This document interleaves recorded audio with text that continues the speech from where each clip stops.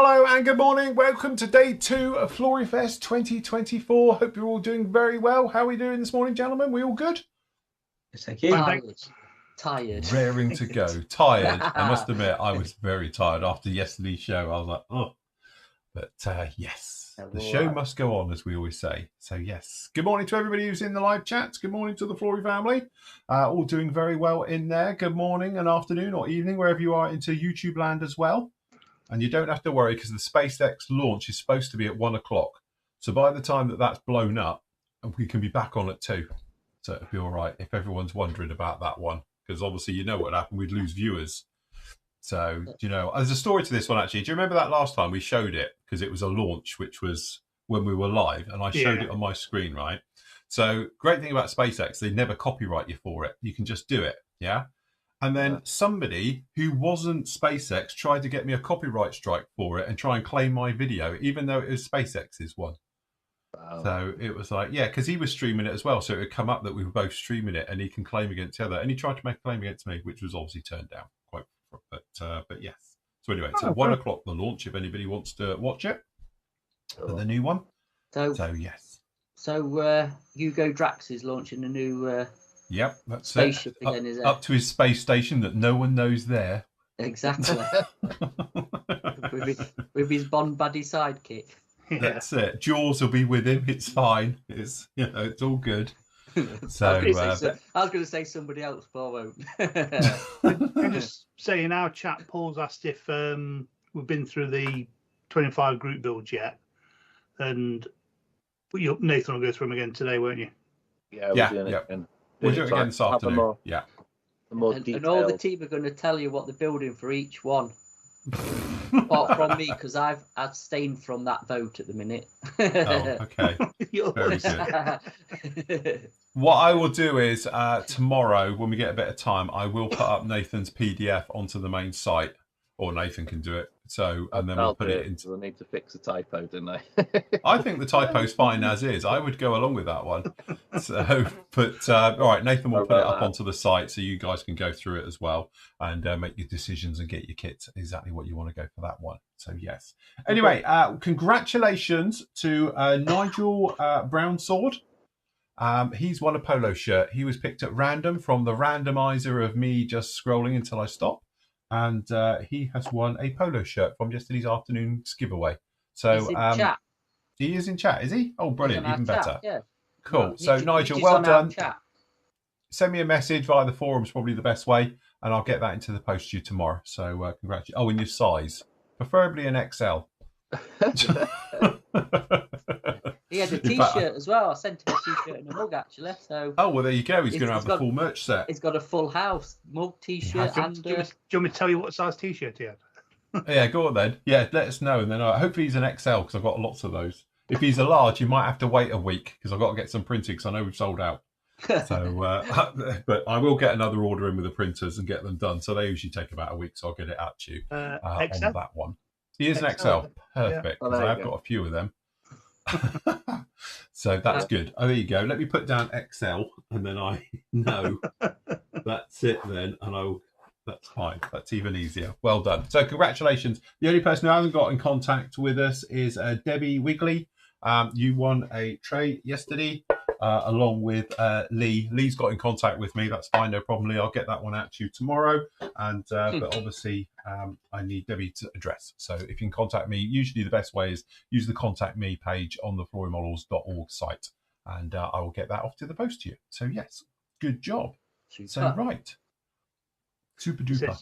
It says yes, XL. I can go on holes now. This is it. It'd be fully merched out. It's great. Yeah. labeled up. Yes. Not as good as my other one, which I will show after I do Eindhoven. I'm saving that one for Eindhoven. My new one. So, yes, not that they'll be on general sale because they cost a fortune, but yeah.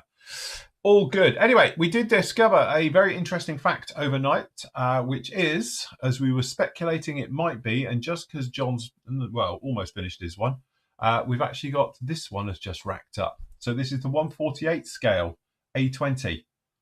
So there you go. So it's with John's currently working on the big brother of it. We thought we might see this one coming down the line at some point, and now we have. So that's the lovely A20 by HK Models. So anyone tempted with that one? It's a more manageable size, isn't it? Yeah. Is it a solid nose as well? Yeah, I think they're going to do the Strafer version. You'll get the 2 versions of it coming out, I think. So just have to wait for that one. At the moment, it's the glass nose version.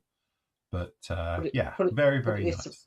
Put it this way, it's got to be an improvement over the old AMT kit to be. So it's that time, isn't it? So properly overlooked again in 48 scale, as we've been saying. At least people listen to us. Yeah, definitely. You know what I mean? Yeah. So I mean the AMT kit's got to be what, 90s kit. And it's just come out again from Italy. It's just been re-released in a new boxing from Italy. So that should be really nice. I mean, you've got a few HK kits, don't you, Phil? So you know how nice they go together. I really, really like them. Yeah, definitely. So obviously, as soon as that one does land, I will get one for review and a possible build, because I did the B25 obviously beginning of this year, which was a beautiful kit. As I say, I do like the 30-second stuff, but I'm trying to pull away from it a little bit these days. And they are really nice sights. They're a good chunk of plastic.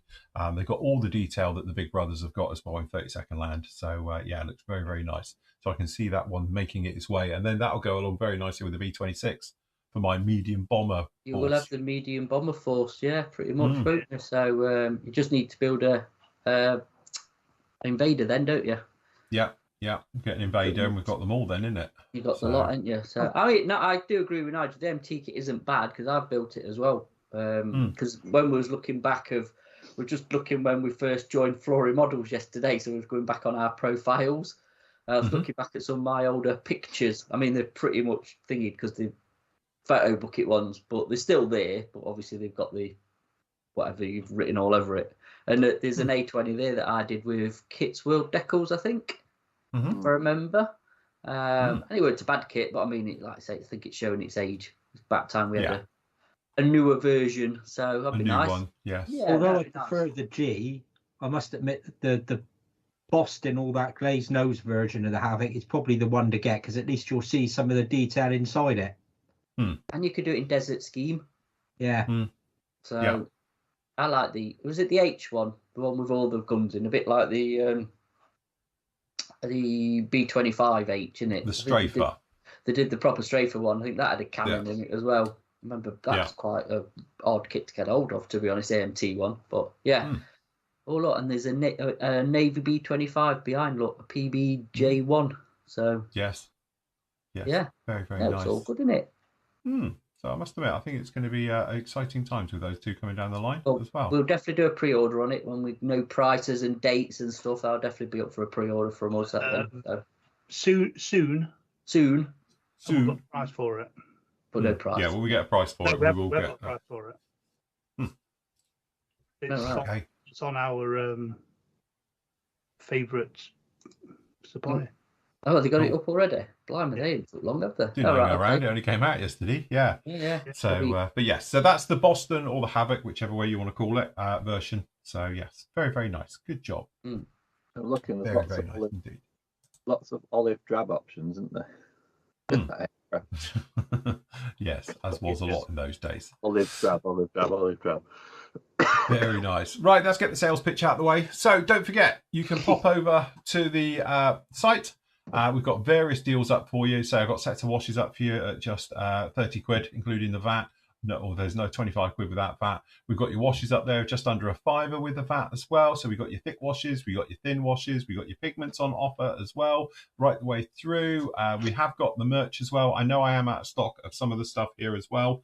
So, and I'll get a restock probably ordered on Monday as well. But I know we're out of some of the polo shirts gone out of stock.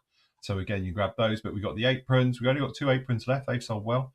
As well, we've got the mugs, we've got the very, very limited edition mug, and then obviously 9 left. So there you go, there's only 9 of those, and then that is it. And I'm going to take them off sale after probably this show, to be honest, or in the next couple of days. They will come off, and unfortunately we've been selling out of all the sort of plastic card stuff and the things down in there. But if you want to grab any of those, obviously pop along now. Links are down below, down in here. Just go to the store area on there. If you do like what we do and you want to become a permanent member and see this pretty much every day, you can join the site as well. Remember, if you don't want to use PayPal, just use Patreon. If you go into Patreon, literally follow that link. That'll take you to Patreon. You can sign up. You can watch the last couple of years' work live on Patreon, but I will send you a link so you can get into the forum, the chat room, all the other stuff as well. Make sure you use that because obviously, really, we just use Patreon because they do the VAT internationally for us.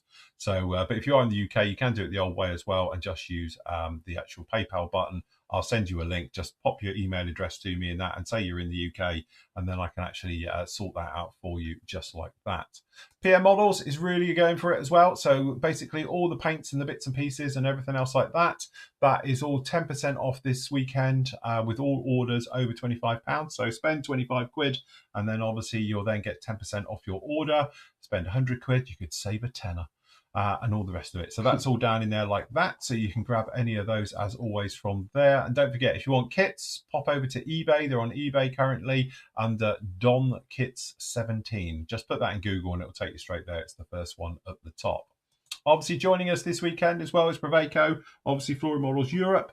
If you are in the EU and you want to order anything like that, just click on the link down below. You'll be taken over here and then just click into enter the store and you can get all your stuff at the same price as I'm doing as well this weekend. So good discounts on all of that down in there, and then just pop onto the homepage and then you get all your other stuff that Vallejo do. Obviously don't forget they're the importer for all your DSP or display stuff as well. So if you want any of those bits and pieces, you can get them from them direct. Tiger Hobbies, Gary has kindly done a promo code for us, which there it is, of PM Tiger 10. So anything from Tiger Models, Tiger Hobbies Limited UK. All right, so just put in tigerhobbies.co.uk and they've got stuff on discount. You get an extra 10% off the discounted price as well. So if you pop along there, they've got all your modeling stuff, they've got your die-cast stuff, they've got figures and everything else like that down in there as well. So if you fancy anything from them, again, links are down below everywhere on all of these shows. Last up, obviously, we've got High Altitude Hobbies over in the US, North America. And if you want to get anything from them, you can pop over to Brett's page and he's got all your washes and pigments and various stuff as well. And you can grab anything from them as well. So if you're in the sort of, US or Canada, things like that, you're probably better off getting it from him. And you can order those directly through Brett as well. And that is it for the sales pitch this morning. We'll be back with more special offers later on. Well, right, do you want to do your giveaway then for this morning whilst we're here? We can do, yeah. PM is doing a giveaway. So yes, the rules of this giveaway are obviously make a comment and like, subscribe and whatever Phil said yesterday. But also, if you would be so kind, if you could go over to the PM YouTube channel and like and subscribe to that as well, that'd be great. Yes, you're more likely to get picked if you do that. You might do, yes. So what we are going to give away is this red box with an F-35 and a Spitfire. Nice. So, and it will be sent anywhere, even into the EU, because it's a giveaway. So we can. So if your name is picked, wherever it is, we'll send it. So cool. Do please leave a comment and whatever you want to do, and yeah, we'll get that picked for this afternoon. We'll read out the winner, and if you send us the details, we'll get it sent out to you. So yes. Good job. Very, very nice. Built that kit, the F-35. Is it good? Yeah, it's one of Pramjit's, Well, there you go. Pramjit on this morning, or is he still in bed? Yeah. It's a really Spitfires as well. Yeah, Spitfires is as well, isn't it? Yeah, the Spitfires. Yeah, Spitfires. Yeah, they're both is. Yeah. So there you go. So with the shadow stand, which we'll take the kudos for that because we invented them. Yes. Yeah, I'll give him his due. At least he did ask. Yes. So more than most. I don't know of any other company who's nicked our ideas and just gone with it. At least he asked. Yeah. So yes, good job. But I like those ones. They're very, very nice. And that Spitfire's a lovely little kit. So I built it as well. It's the winner has got the perfect kit for the turkey shoot because it's almost click fit. Both you could do both. Yeah, do both of them together. From Thursday to Sunday, you could knock both out. But yeah, so there we go. So if you want to enter, please do. Yeah. Very, very nice. Good job. Right, should we start off with a video whilst we can all sort of get back and relax a little bit on this one? Yeah, we'll have time. We'll have time with washing out. I don't know. It depends if we do yours or mine. Which is longest? I'll tell you what, if we do yours first, because I've got one that's very similar, I'll do mine after. We'll do your one first. So, which one is it? Hold on. I don't know yet. This one, it's 8 minutes. I've got time for a pea and a bacon butty. All right. So, yes. Yeah. Oh, I know which one this is. All right. Yeah. If you play that, because do you want to do an intro for it? Do you want to do the description into it? Yeah, it's the AK panel liner one, isn't it? This one? No, it's not. It's the metal colour one, Vallejo metal colour. Oh, it's the. Oh, right. Okay. Yeah, this is worth watching. Sorry. Yeah, I thought it was the other one. Yes. Well, as you'll see in this video, I make a bit of a hash of one of the coats of paint, but I do explain just how to get out of it, basically. You know what I mean? So. Yeah, well, that makes it a good video, because the number of times you watch a video and it goes perfectly and then it goes wrong for you, you need to know how to. Well, that's it. Yeah, they are a better video when they go wrong and actually correct it, rather than it's just all smooth and nice. But I did have that moment of, oh dear, what am I going to do now? Because the camera was running everything, and then just like had a bit of clarity and just like, okay, take a step back. You know what I mean? You could edit all this if you want. You would, I could have edited this all out, and you want to know I made this cock up, but no, I've left it in. It's good. So my pride took a dent there, but it's all for the audience. All for the greater good. It is for the greater good, yeah. So definitely. Right. Cool. Okay. So sit back. I'm just going to make it a little bit wider on my screen because I have to adjust it. On. Yeah, so I'll get rid of that. Sorry, this is all seamless. Nobody will know anything about this, so it'll be absolutely fine. It's Sunday morning. It's Sunday morning. I should have done my Sunday morning intro. Right, here we go.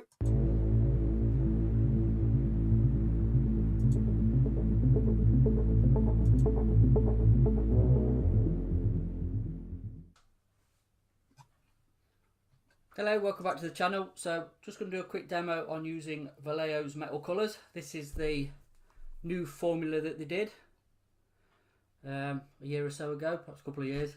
So we're going to just test out the aluminium for this. So again, straight out of the bottle, so good shake. It has got a agitator in it, as you can hear.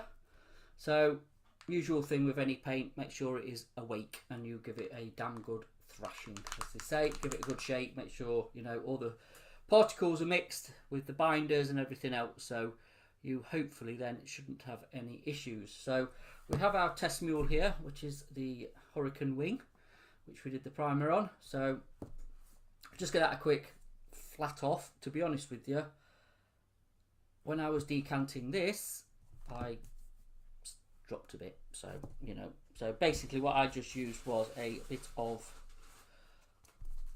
Tamiya sanding sponge to do it. So there we go, just to nib it off, hence why it looks a bit flat. So airbrush is already loaded. What we will do is move that out of the way. So again, as in with the primer, yes, when we did the demo on the primer, we'll give it a bit of a gripper.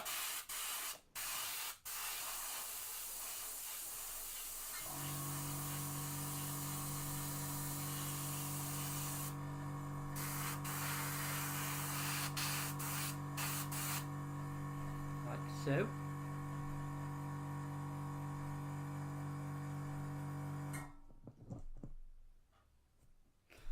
So yeah, like I just said, if you didn't hear that over my compressor, give that a bit of a gripper. Just a light coat, just to give it a bit of adhesion.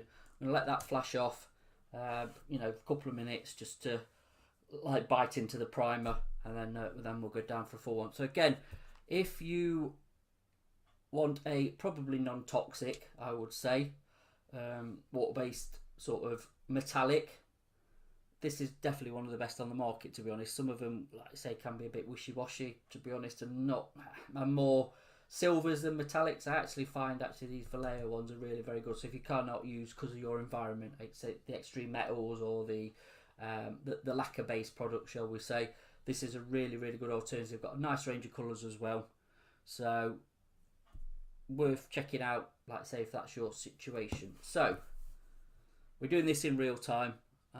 Normally you would probably let it air out a little bit longer, but it's quite warm in my room today, so what I'm doing is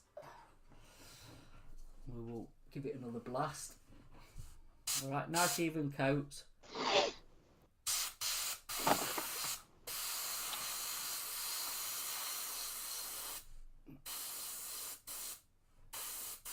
Try not to flood it like I've done there.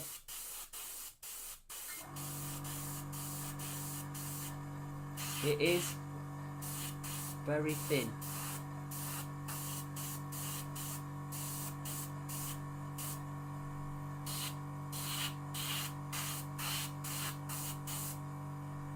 So, this is actually going to be quite a good little test for it, to be honest, because I've just made a bit of a mess of that. So as you can see on this end here, I have just absolutely flooded it. The instructions do say, which it does say on here and on the thing, light coats and build it up. I've obviously gone a bit too full on with that. So, best thing to do, don't touch it. Do not touch it. Don't go near it. If you do flood it, just let it just dry out naturally, and it should. I'm not saying it's self-level and look perfect, but you should be able to go over it and bury it again with your next coat. So what I'm going to probably quickly do is get the hairdryer on it and just see if we can speed it up a smidge, as we are doing this in real time, or by the power of editing it'll be all miraculously done and, you know, beautiful. So let me just put a bit of heat on it.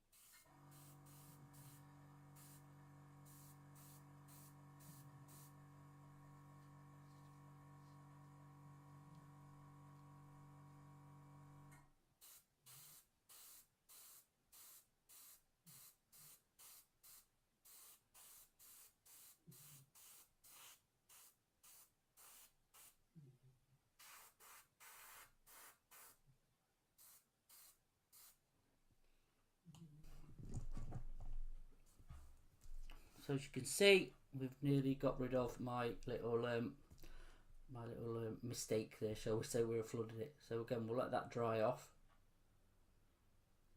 and come back, give it one more coat, and then we'll just leave it to fully dry. Again, 24 hours probably minimum. Just let it really, really properly cure before we start masking over it and rubbing it down and everything. Just basically so you know then that it's cured. So there you go. So quick demo on Vallejo's Metal Colour Airbrush Ready Metallics.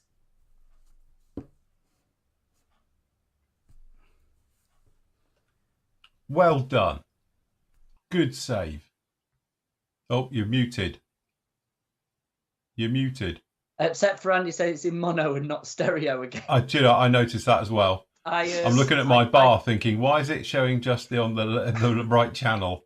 I thought I'd sorted that, but obviously not. That video just needs re-editing from start to finish. It was a bad So there's one. people now who've got earbuds and they've only got one in like I've got, and they've got the other one in going, he's not saying anything. Yeah, it needs re-editing, but you get the gist. But I've had sound problems on Friday, shall we say, with the video for whatever reason that I don't know. Yeah. So I thought I'd sorted that one, but obviously I didn't. But there you go. So there's Vallejo Metal colour. So yeah, did you see me flood it? I was like, yes. Yeah, but here it is. Look, let me just show you the actual wing itself because I've put the other cam on. Sorry. So there we go. Looks alright. I don't think that's bad stuff, if I'm honest, for an acrylic metallic. Yeah. Yes.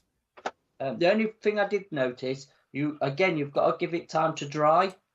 It's not an instant dry. It feels tacky, sticky.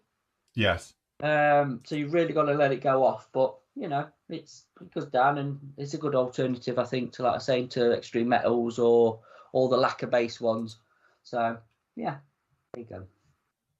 I must admit, the only time I've really used those, I did a couple of tests with it where I did like an on test and I put it up against everybody else's, but it's really difficult because acrylic ones don't work like lacquer-based ones and things like that, especially when you're dealing with the metallizers like the Alclads of this world and extreme metals and stuff, because they're really thin. It's a really, it's got good coverage and it goes, but you really have to build it up quite slowly. And I know when I did, I don't know if I got a photo of me doing it. I didn't take a million photos back in the day.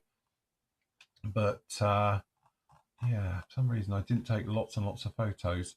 But when I did this old lump back in the day, I did all of it. All the metal work is done with the Vallejos. And it does give a really, really nice shine. And it's one of those ones, you give it a little bit of time, the luster really comes through. But I had it to look like brand new panels that haven't been painted, ready to go on. And again, but all the metal work on that was done with that particular paint. And that's the only time I've really, really used it, because I sort of fell not out of love with it, but I like the extreme metals and the way they work. But definitely, if you're somebody who doesn't like lacquers, or, alcohol-based paints and stuff like that, they are the next best thing. Absolutely. And they're great for doing hand painting as well, I find. Good for doing hand painting. Yeah. So they're not as thin as other ones. So for hand painting and little jobs, I tend to use them as well. I've only ever used them for hand painting. The only thing I find with them, they separate really quickly. You've got to keep mixing. Yeah. Keep mixing it. What thinner would you use, Matt, if you were going to... They're already thin. This is the new formula stuff. I think when you painted them before, Phil, and doing testing, that was the original formula, because I think, if I remember rightly, you had trouble thinning them. Yeah. But this one, they've redone the formula completely, like I said on the video about a year or so ago, and it's just straight out the bottle. You give it a good, obviously, wake up and a shake and put it in a vortex generator, whatever you need to do to get it all mixed up. But it's straight from the bottle, straight in your airbrush and spray. It is quite thin, and I think that's what caught me out, because I've not used it for a while. And then when I've done my second coat, flooded it. But again, got out. You just let it dry off, and it'll just level itself out and just go over it again. So no panic. Yeah, because I was wondering, would you sand it slightly to just where you get the ridges and that, or did it literally eat into itself and self-level? It's pretty much self-leveled. What I did. I mean, for the demo, I'm just going to see how it lied when I put another coat on it, because I might have had to redo the old demo again. But actually, it ain't quite bad. But if I was doing this properly, I'd have just let it dry and sanded it back and then gone again. So, it's fairly visible on this piece here, but depends how perfect you want your paintwork to be. But I don't mind them, like I say, for actual easy use again. That they're a lot better. They don't clog up. They don't tip dry like the old ones used to. Because I remember using the old ones, and they had that tendency to tip dry and be just a bit of hard work to use, where these aren't. They just shake them, put them in and go. So they've obviously put some retarder in there and redone the formula, so it's more user friendly, which is good, really. So but no, good to say, good colours as well, and they've got a fantastic colour range, because I do like their darker colours, because they've got some very nice darker aluminiums and things like that as well. So yeah, definitely. Very nice. Very, very nice indeed. Cool. Sorry, I'm all out of sync now. I've got tabs open in the wrong places now. We've got to do that one. Any questions in chat? I was going to just literally, I don't know if there's any questions in chat, guys. If you can have a look. I was going to have a look at some of the guys who've been posting up in the forum, though. Where are we? Live builds. Sorry. I just clean them with airbrush thinner, which is the perfect cleaner, the Gen 3 one, which is just the acrylic. Really, but that cleans the metallics, and obviously the Gen 3s and all the water-based stuff works well for me. Very, very nice. Over in the forum, you guys are busy as well, but building models. So Dave says he's enjoying obviously the Flory Fest and all the rest of it. And Nathan pulling a blinder with next year's SIGs and group builds, absolutely. And he's in the middle of doing the Buccaneer, the 72nd one. Very nice. So cool. Very nice indeed. Yeah, that is it's a nice little kit. That me and Matt built that. No, that's the old one. Oh, is it the old original? The raised one. Yeah, it's rescribed it and everything. Oh, so nice. I feel his pain because I did that with the original boxing. That I've still kept it. I rescribed it, put a cockpit in it, I think, or seats, or went to town with it with a bit of resin. Yeah. So yeah, no, doing a good job with that. Very nice indeed. We've also got Chris, and he's doing the Thunder Streak. Very nice one. That's a nice kit, that. It is. I'm waiting for him to do the RF one because I'm sure they will at some point, which quite like that version. But Nathan, you've got that, haven't you? Because you've had one of us. Yeah, I've got that. I built that. It's a lovely little thing. Yeah, because you did the sword one as well, didn't you? I did. That's not so lovely. yeah. Fair enough. Good job. Nigel's carrying on with his Focke-Wulf. This is the Tamiya one. Looking very good. All ready for paint. Nice. Kit, that one. So, yes, good job. And over to Nathan, and he can tell us what he's doing. I can find the button. There we go. Making a mess of trying to do the TV screens on this thing. So this is the old Posca pen and pencils trick. Just trying to get a cockpit together. Thought of having to hand paint cockpits. Yes. So I think what I'm going to have to do is I'm going to have mask off these little TV screens here. I just can't get a decent job on it, so I'm trying to take shortcuts, but it's not working. But this is the old Tornado book by Andreas Klein. So yeah, the best Tornado book in the market. This, and that's the cover. Yeah, no, it's a cracker. Yeah, really, really good one. That if you're doing a Tornado, you need this book, really. Yeah. Let's look at the cockpit picture. It's got like 7 or 8 pictures of every cockpit station. Looks like you could build a real one with that.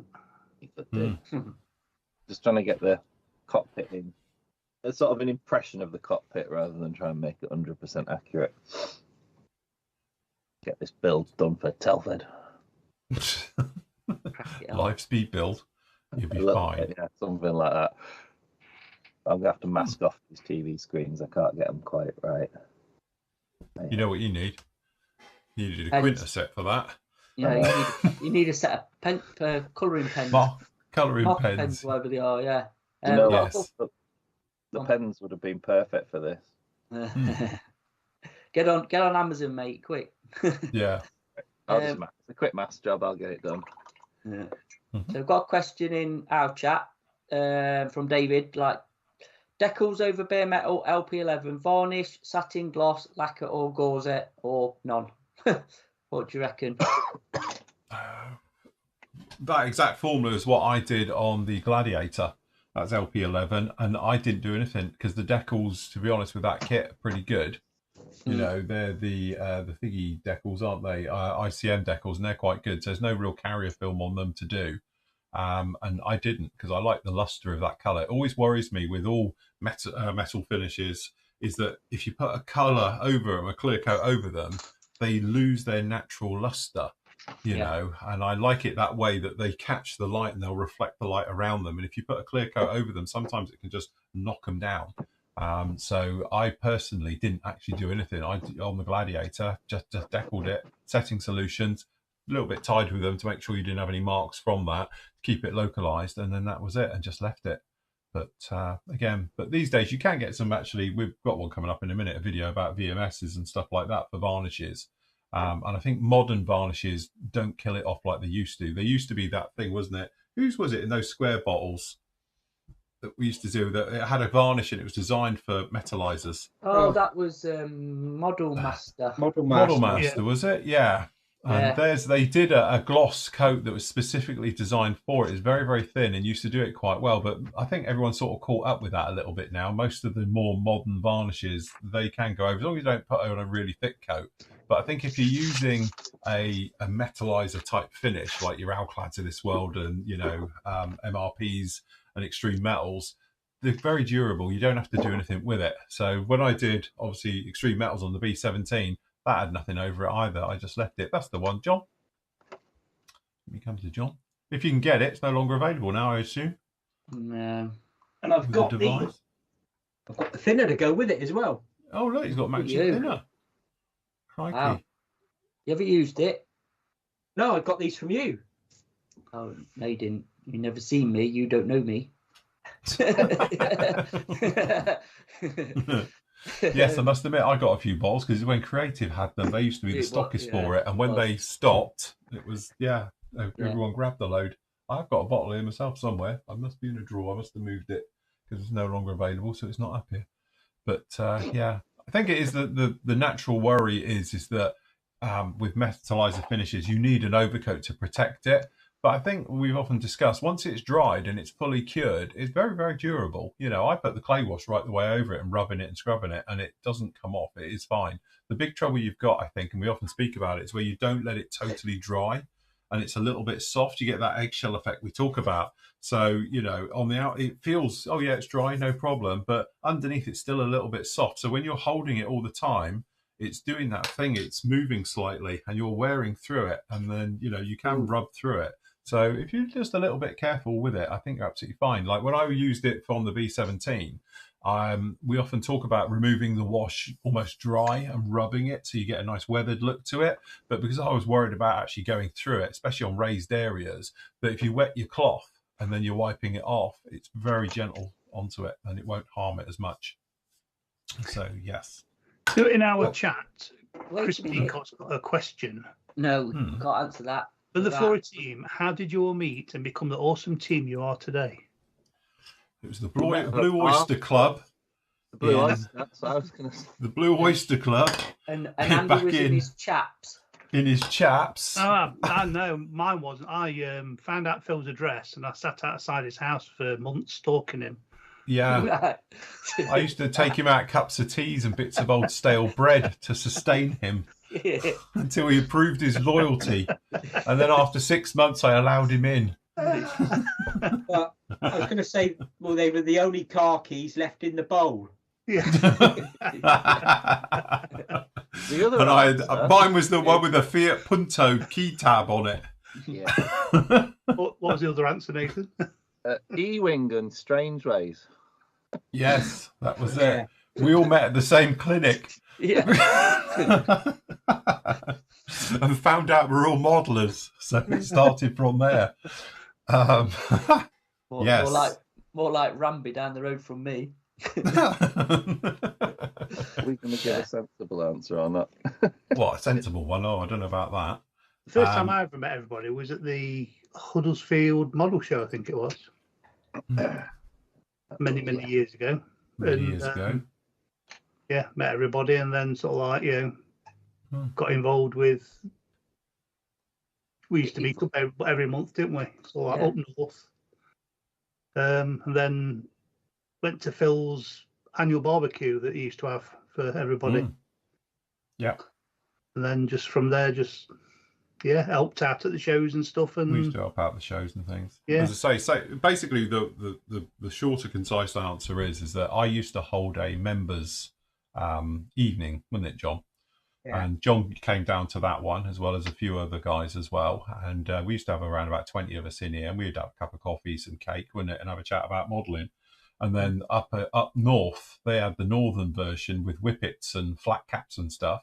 Yeah, up there, and that's where Nathan, Andy, and Matt all got together up there. Obviously, all being members, and then we would chat. Then we started doing model shows and various bits and pieces as well. And the guys used to help out you know, with the packing and unpacking and stuff like that, and generally helping out behind the stands when we used to be doing a show every weekend, it felt like back then. Yeah. And then obviously we used to throw the barbecues when we were smaller as a company, and obviously with a membership, but we used to throw it open, and we used to have like 40 odd people here on a Saturday for barbecue and all the rest of it, and we used to get the RC stuff out and the shooting and all the bits and pieces. And some of us never left. Yeah, and some of them never left. So and that's literally how we all sort of got together, really. And again, we've had team members come, we've had team members go. Yeah. You know, and again, it's sort of evolved, but this band of motley crew, we've always stuck through it, haven't we? So yeah, it's very natural, isn't it? You know what I mean? It's been a natural sort of friendship developed, so which is nice. Yeah, yeah. Like all our wives have met each other. We've had children come into the mix. We say we've had children together, have we? Hey, but it is like a family, isn't it? Because literally, like. And all our wives all know each other, don't they? And we all know each other's kids and stuff, and pets and kids and everything. Yeah. So yes, it has. It's been really, really nice. Good job. Yeah. So can somebody just put a chat message in, because my chat for YouTube hasn't moved. It may be they're not talking, or it's frozen on my screen. I can't work out which. On YouTube. On YouTube, yeah. I've got a question to Mr. Hago, because he's you know I was on about gloss coats for metallizers and stuff. Oh, it's working. It's all right. It's working. It's fine. Yeah. Are they back on? He uses Aqua Gloss from Elclad. He says, awesome, a light coat and the metallic luster is unaffected. Is that the stuff that never goes off? Yeah, do you know what? I hate that stuff with a vengeance. It just shows how people have different things with it. I put it on that F14 and I swear it's still sticky now, and I did it 10 years ago. I did. Well, that's why I used the flat coat, I think, on my Sunderland, my Tulare Sunderland years ago. It has dried now, but that's okay. But I'm just reading his what he's put up, and he says a light coat. I'm just wondering if put too much on and it's too thick, and that's the cause. It could user error. It normally is. Do you know what I mean? But yeah, just interesting. Like, people use different stuff and get on with it, don't they? You know, you was on about Vallejo metal colours. You used it, as they pointed out in chat, on your Trumpeter MiG-21. You was doing it side by side with the F104 when you did the Extreme Metals, didn't you? Yeah. Yeah. But that would have been the old formula that you used, because that was a long time ago. Like I said, they've updated it now. So again, it's. But it came out well, as I say. I think it did. It's my go-to for acrylic work. If I literally, I must admit, I'm a big fanboy of lacquers now. I like my lacquers. But if I had to go back to acrylics, I would use it in a heartbeat. It really is nice. It does the job. You know, it's just personal preference of what you use these days. And I've sort of gone over to the dark side. Yeah. Don't like the unleaded stuff. Mr. Hager has just responded that he did it on his Airfix Lightning a few years ago, and it was dried very quickly, but it was a light mist coat. Yeah. Well, there you go then. Touch, do you know what? I think that part of it's all horses to courses, that sort of end of the paint, isn't it? Clear coats. Yeah. And that. It's like, I mean, there is a lot of clear coats out there, and obviously I've got a demo coming for the VMS one, the satin one, later on a video. First time I've really used it, and everybody raves about it. So, I mean, you see what you think, but I liked it. But it's different again for how you put it on, lay it down, compared to other varnishes. Which again, they've got, to be fair to VMS, they put a lot of videos up how to use their products. You know, it is a bit sort of AK and MiG ammo stuff. You know what I mean? At least they do put videos up to show you how to properly use it. So that's good. It is. I think.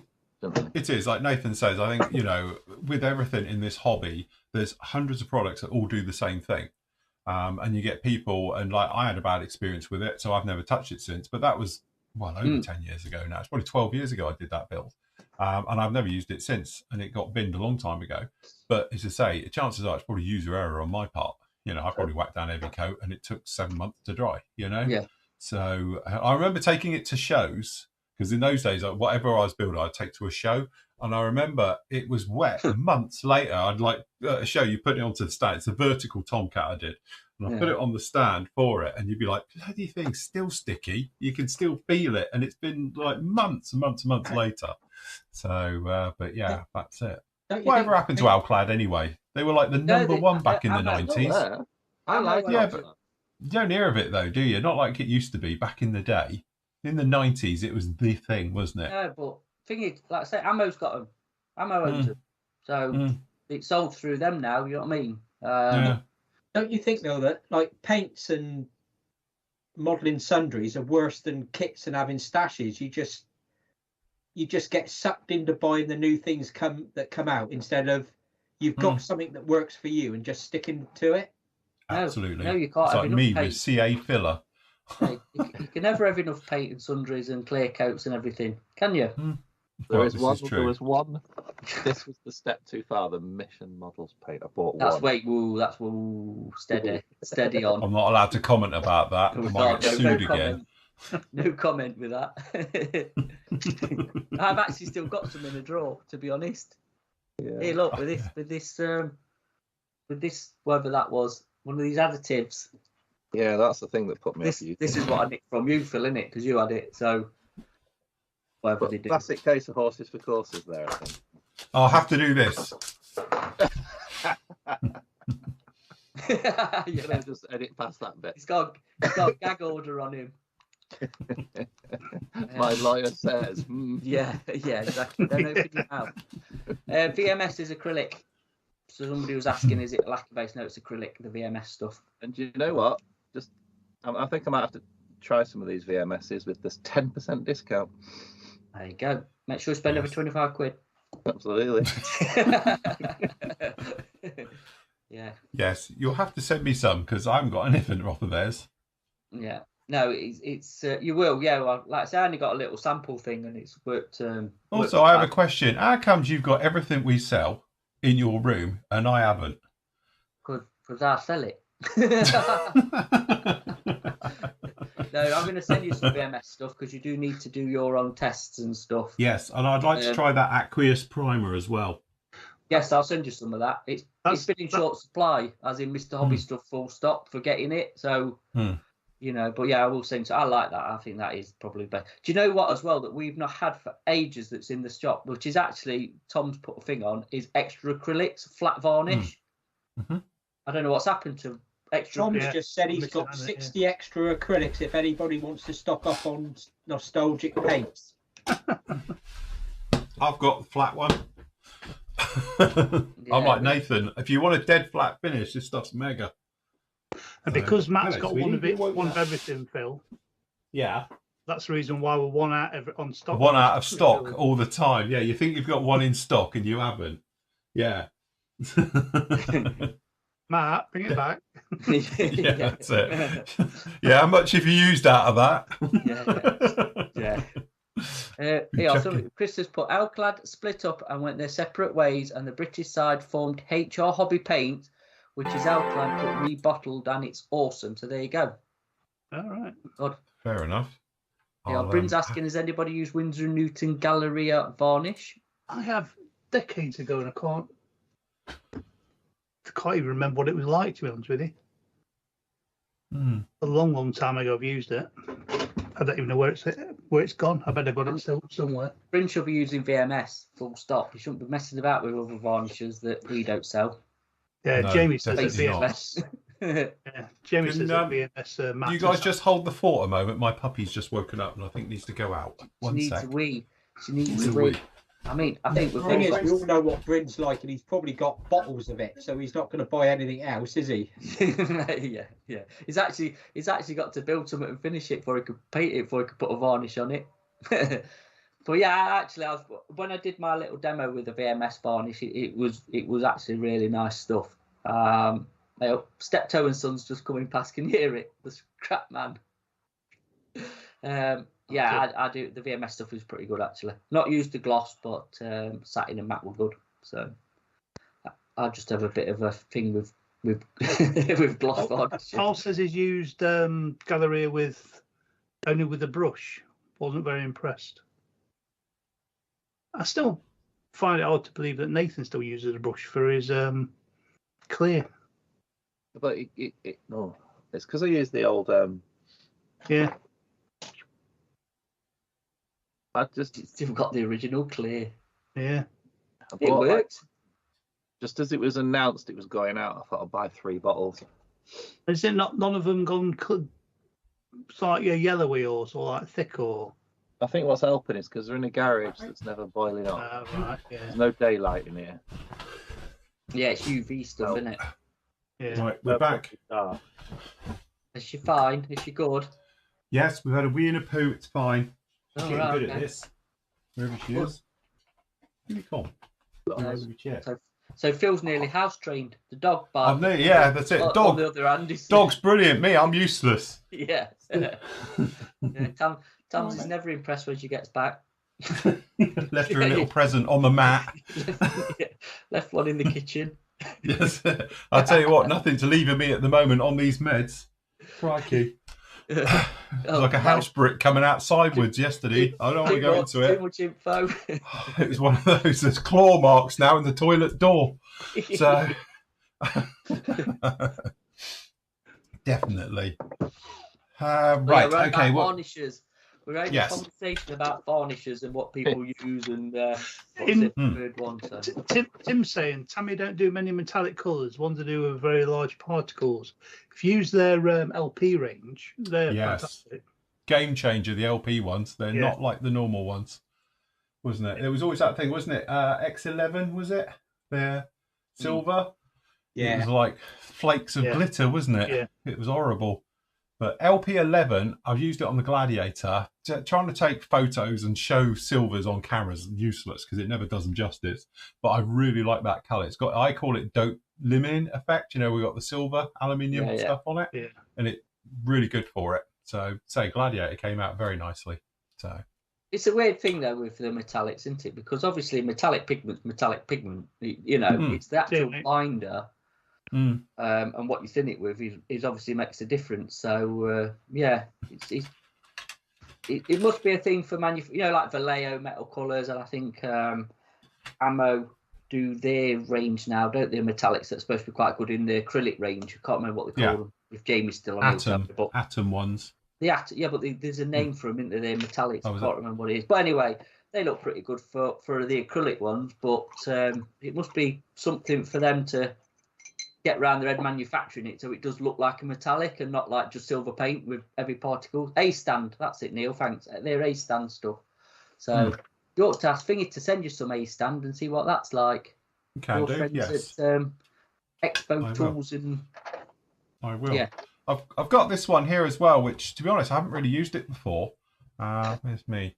So I did this this morning, and I know Andy's used it. This is that gloss aluminium LP paints. Yeah. That's nice. And that's neat. That's straight on, just on the plastic, just like that. And very, it's actually got it's smooth as glass, and it's, got a really nice colour to it. And I know, obviously, as we were saying, the camera hates it. You can see that from the white and the greys next to it. But it's got a really nice sort of finish to it. But didn't you use it on the P47, Andy? I did, yeah. Aluminium? Yeah, on bits of it, yeah. I used LP70 and LP11, yeah.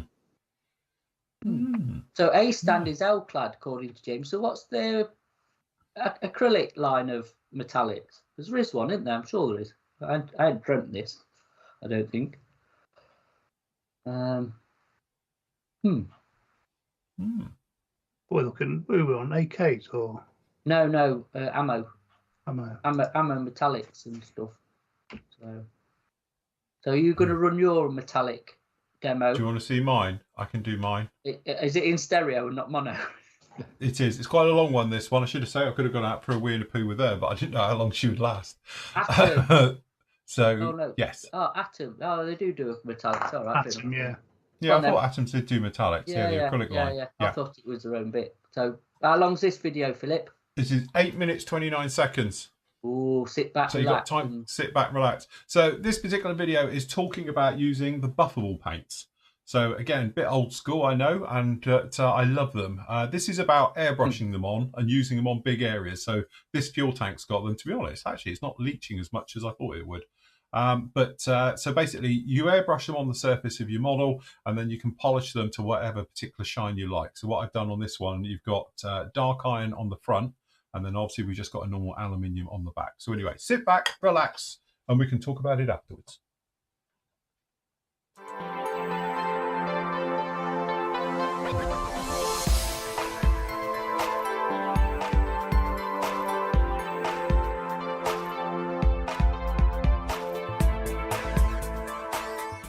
Okay, using Mr. Metal Colour, these are the Buffables, and using them through an airbrush and hand painting. Okay, so we've just got an old fuel tank, which we'll do a half and half experiment with. All right, so all we're going to do is we're just going to load up with the colours. So first of all, use the dark iron. This is a pigment, all right, it's very, very heavy pigment. It means it will settle at the bottom, so it's going to need a really good shake to wake this up. And in fact, you are far better off to actually stir with a mixer. I've got one here, because you'll notice the thick, gooey stuff on the bottom like this, even after a stir. So make sure you thoroughly mix this up. Also, because obviously you're going to be putting it through an airbrush, you're going to have problems if that thick stuff gets down to the nozzle. It's not going to want to go very well. All right. So what you can do is grab a soft brush and give it a mix around with a soft brush. That way it'll break up all of that thick the actual pigment down in there, and give you a really nice finish. So we get most of that all off like that. Now you can obviously paint this by hand painting, and you do it sort of basically, you can go in and do it neat. But for this, we're just going to thin it just a touch, just to make it a little bit easier to go through an airbrush. So we've got our airbrush. We're just going to grab this lacquer thinners, just a few, probably 1/4 mil. That's all we're going to do, because we're not going to need tons of this. Goes in there like that. Then we're going to pick in, so it's around about 50-50 mix. Just goes in there like that. Then we'll come back with that original brush we had, and we give it a really nice mix. Now this goes for a long, long way.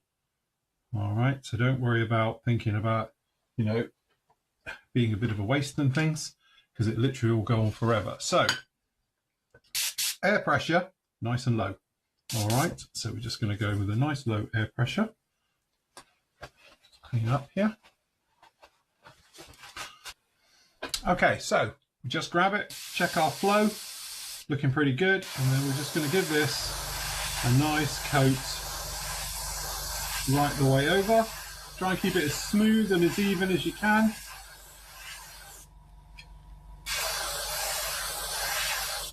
All right, and then we're just going to come back, give it a quick second coat. Nice high air pressure. So it's looking like graphite all the way over, just like that. All right, so again, we'll just give that a couple of minutes just to dry. So we'll just dry it off with the airbrush, and we'll let that dry. So the reason it's got a nice texture on it is because of all that gorgeous pigment that will buff up. But you do need to let it dry onto there, just like that. So we'll do that one, and then what we'll do, we'll just switch out the airbrush, and we'll put some of this aluminium into it, and we'll do the same again. Okay, exactly the same again, a little bit of thinners, and then we've got the aluminium here as well. So we're just coming in here, and just get a nice band.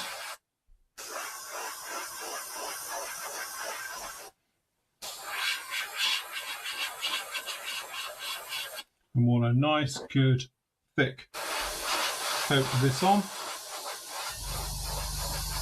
And again.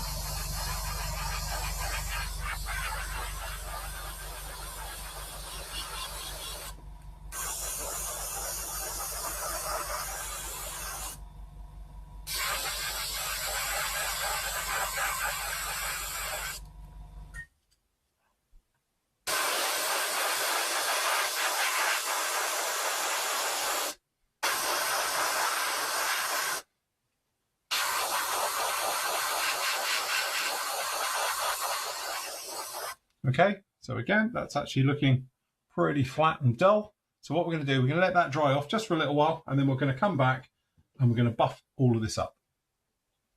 Okay, so this has been drying now for around about an hour, and actually it doesn't look too bad, but it's a bit patchy and all the rest of it. All right, and again, this front one just looks pretty much like a sort of metallic black, shall we say. All right, so you've got a couple of ways you can deal with this. First of all, you can use the paintbrush way, which is my preferred way of doing it. You take a soft bristle brush, and this one I use all the time for this type of work, and then literally all we're going to do is start to rub it and buff it.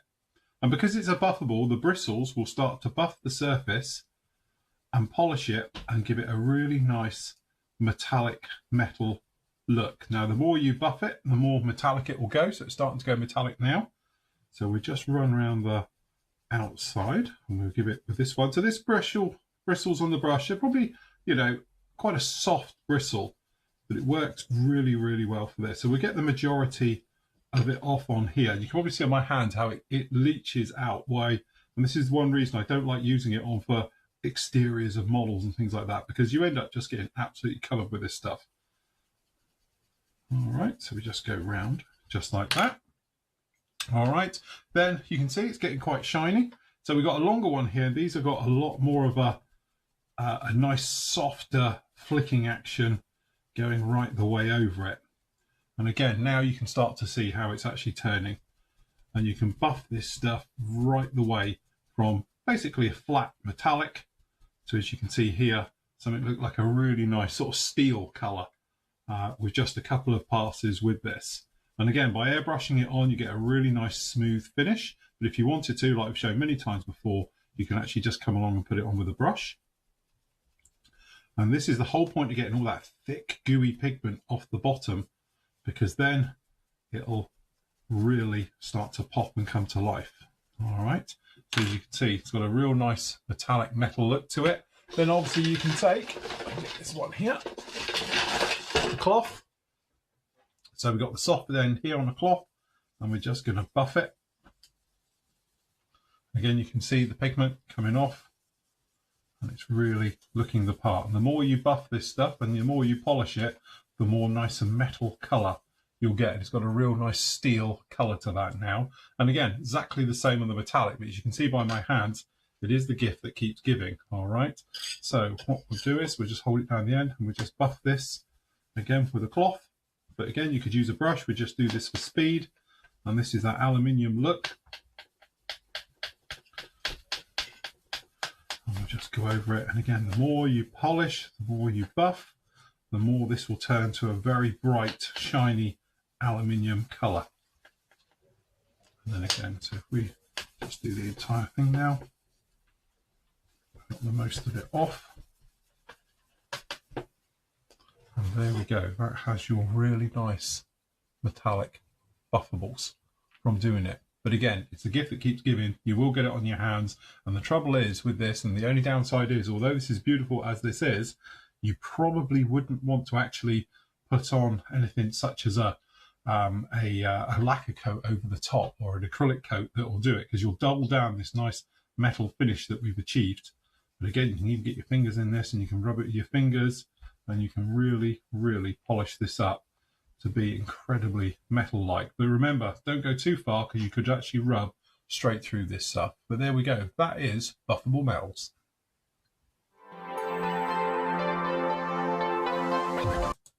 What was that? And there we go. There it is. So this is the tank with it all done. And again, the camera hates this finish because it's shiny and the rest of it. But in comparison, this is the Extreme Metals tank that we did.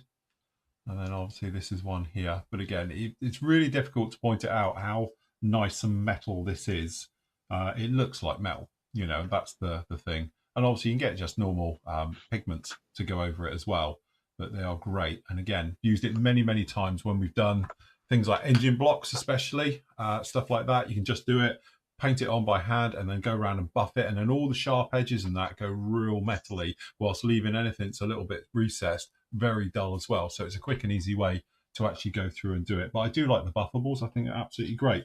And again, the other thing I use the buffables for, I've done it many, many times, anything that's black and you just want to give it a heavy metal type look, like had the helicopter when I did the AH6, the little attack helicopter, it's just black and it just doesn't look right black. So you give it a little bit of a rub right the way over it, puts a sort of shine onto your paintwork, which makes it look metally. And when I do like 1-to-1 scale props and stuff, they always get a dry brush with the metalizer right the way over it, over black, just to give it that sort of heavy duty look to it.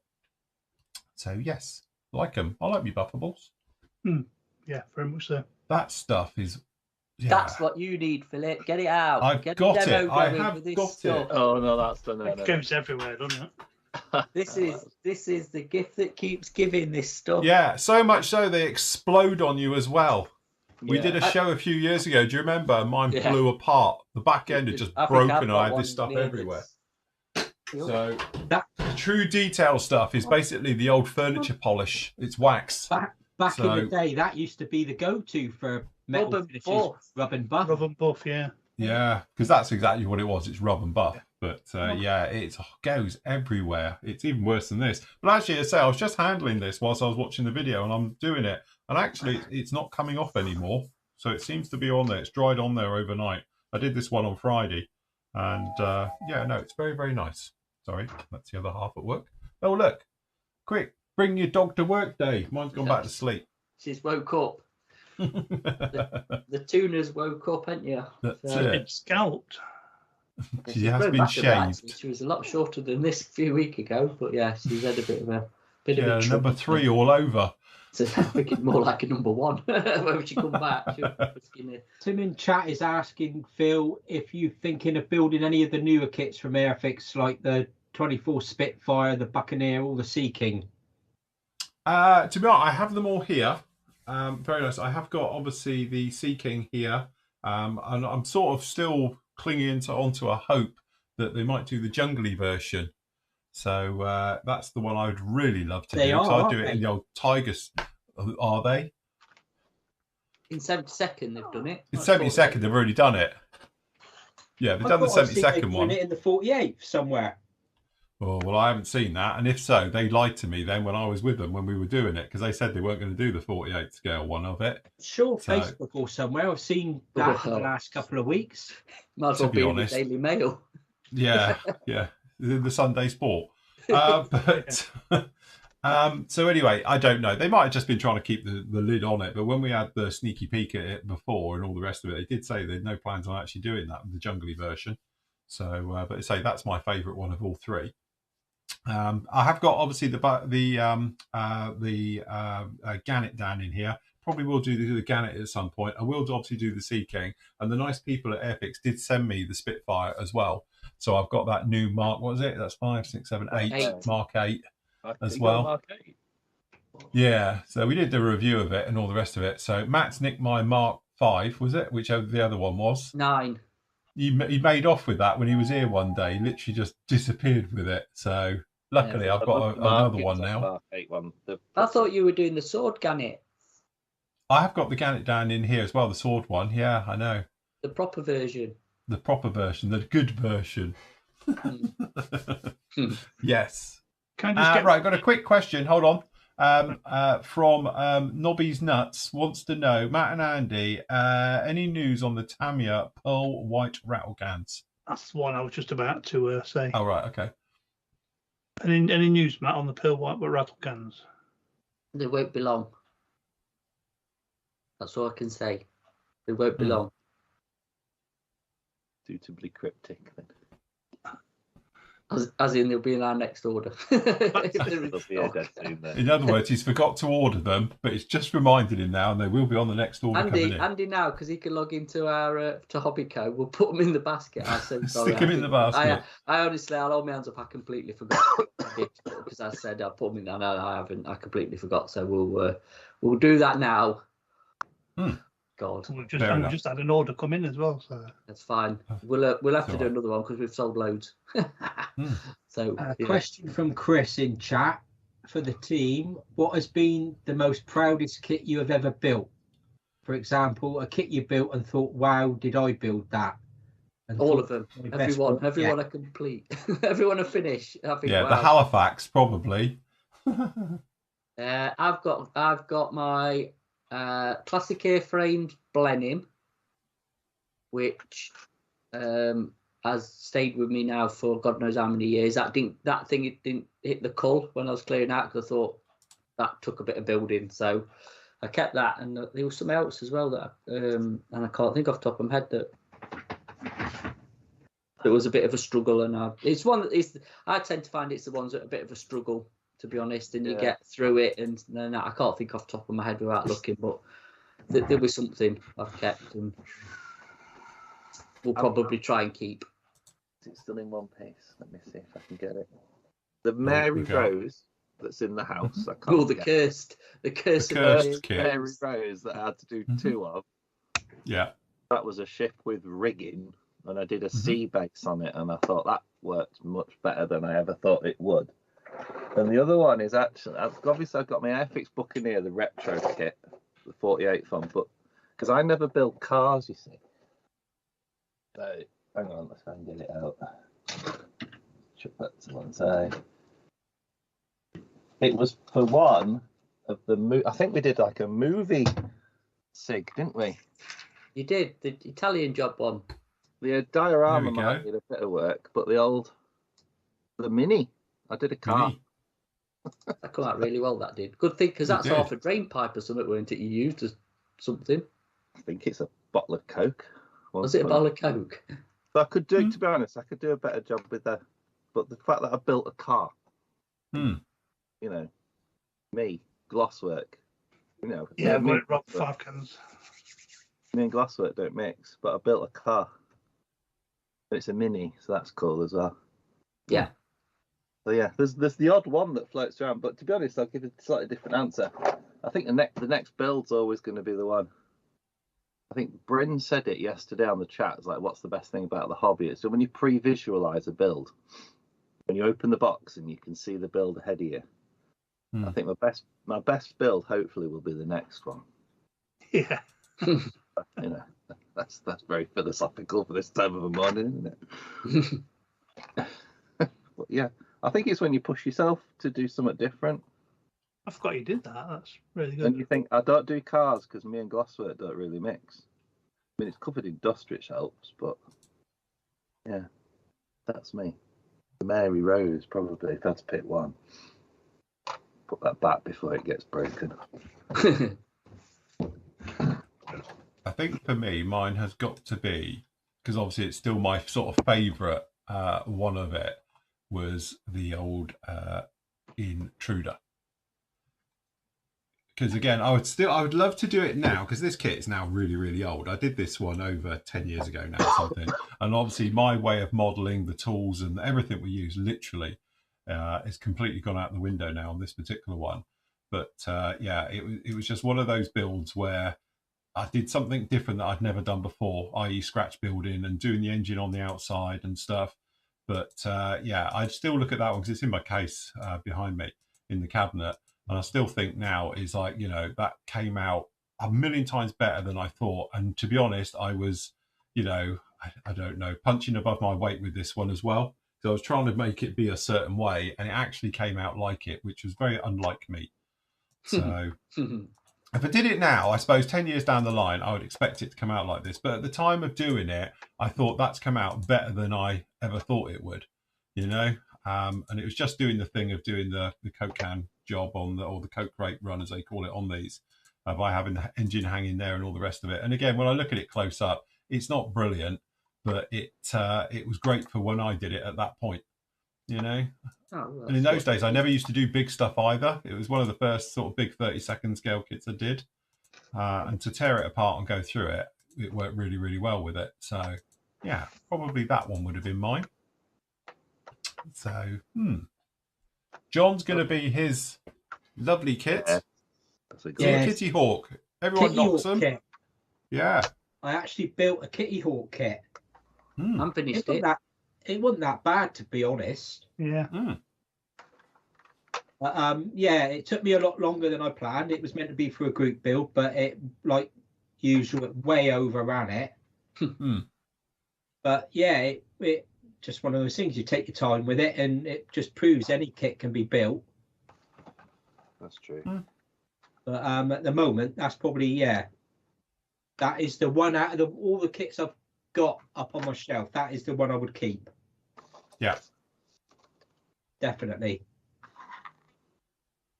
Does look cool, that one. Did come out well. It does. Because you didn't build that out of the box either. You added some stuff to it, didn't you? So I did a lot of scratch building on it. Yeah. Yeah.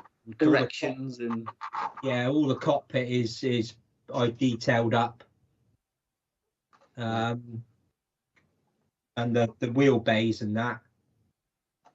But for all the knocking kit you used to get, it's like now they've gone, you think, I wish they'd come back.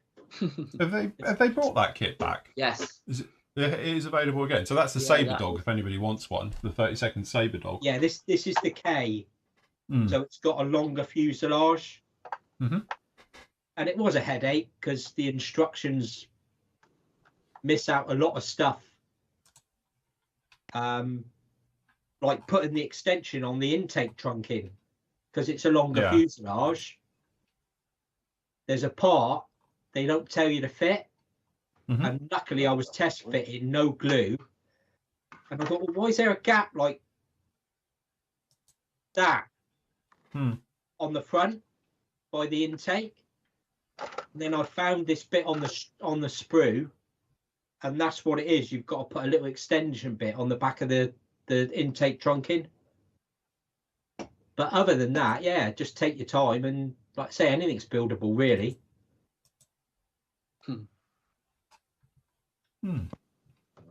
Andy, what about you? I'd probably say my Fly Models 32nd Sea Hurricane, I think. What, the one with the frosted canopy? Yeah, right. It's got frosted. In fact, I thought actually, one of the members sent me probably about 2 years ago a replacement. Oh, replacement. Yeah. I haven't sprayed up yet, and I've still got it to one side to do. It's not frosted. It's got micro cracks in it, but yeah. To be honest, not being funny, it's actually very realistic, because in real life, that's what acrylic does in the sun. Yeah. It gets that crack to it. Yeah, but that was because I didn't realise that when you pull it back, and I tried to have it open, in reality, it's like they bend out, don't they? But it's sort of like it didn't, and it's like got little micro cracks in it. You can't see it as a kit. You can't see it at all when you see it. It's only if you looked, really close up. But because it was a limited run. It's not even that limited run, actually, is it? Fly Models, but yeah. Well, I would say they are. I wouldn't say they're easy to build. Yeah, exactly. That was the thing, and we always say that the harder things are to build, they're the ones that you remember most, aren't they?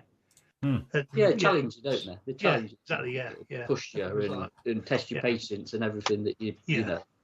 Yeah, I mean the main thing I can remember to this day about is the wing lights, because they're resin and like little sort of like cradles to hold them in, and they were a proper pain in the butt to get to fit right, and just things like that. You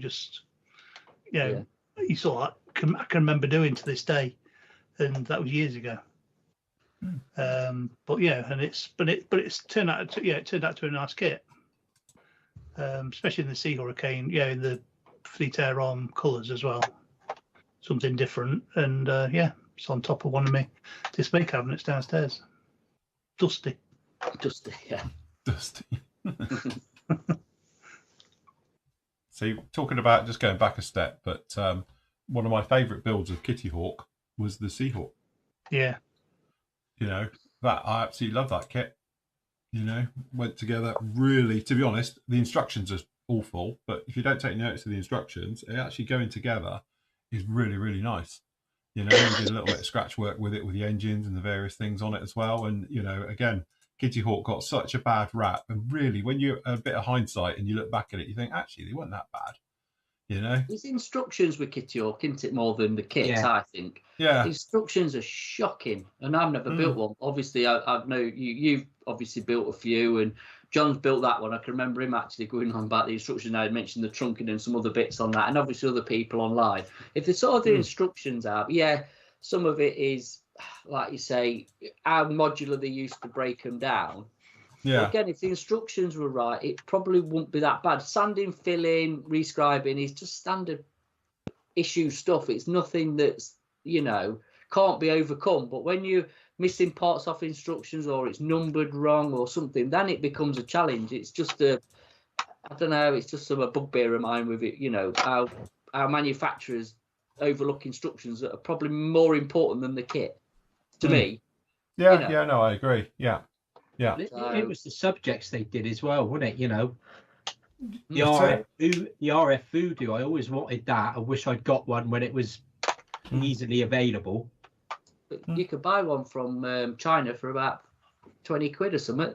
I did look. You can get one. They're back. Is it on Temu? It's on eBay. If you go on eBay, you can pick one up. I don't know about if it's on Temu or whatever, or Wish or whatever. The 32nd scale Kingfisher as well. I bet that's cool, Bill. That's back. That's coming back into it. I mean, they're all that one is kind of back. The Jags aren't back, and there's some other 48 stuff that seems to have been missing. But I mean, they are going to come back. So it'll be back round to how it was 5 years ago of like it's unbuildable, it's rubbish, it's crap. You know what I mean?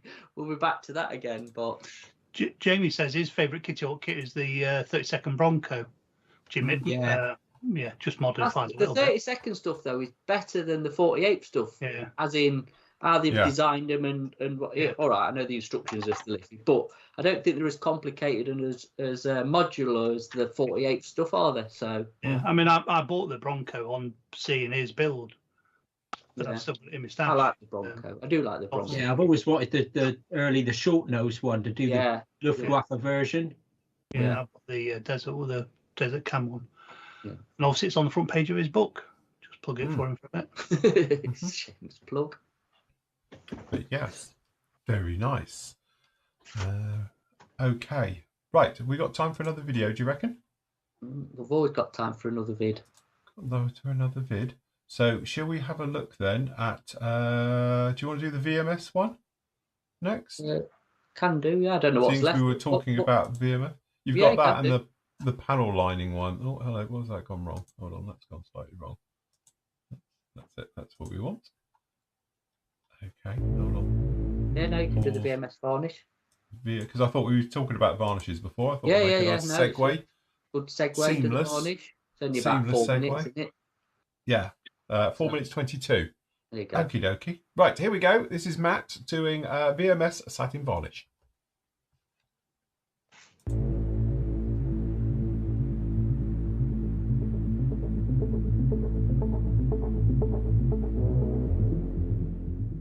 Welcome back to the channel. So in this tutorial we will be using VMS's satin varnish. So they obviously do a matte and a gloss, but for this purposes, like I say, we're going to be using the satin one. Now this is one of the mini versions in the PM store, which will have links below. We sell the bigger ones. This was just a test piece really for me. So good shake up, good wake up. Again, it does separate. This is used, obviously there is instructions, so read them, but straight out of the pot, straight into your airbrush, no thinning required, and it states to use a bit of a higher pressure to put it down, so just bear that in mind. So as with everything, a decent coat. Now it does thing to put this down quite heavy to begin with.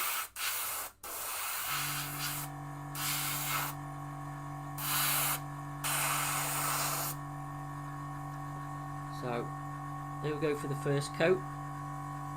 We will just grab the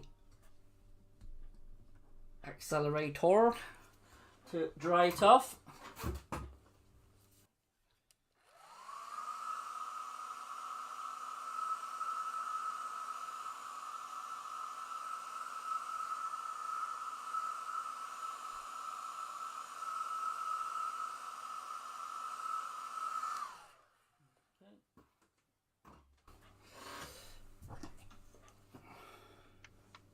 So next coat, a full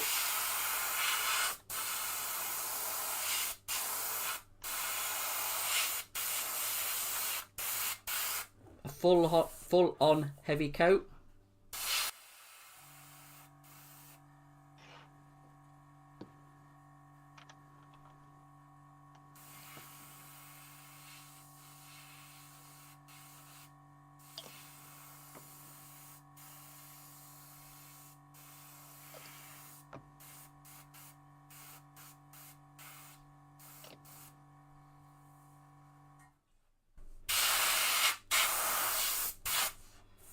there we go.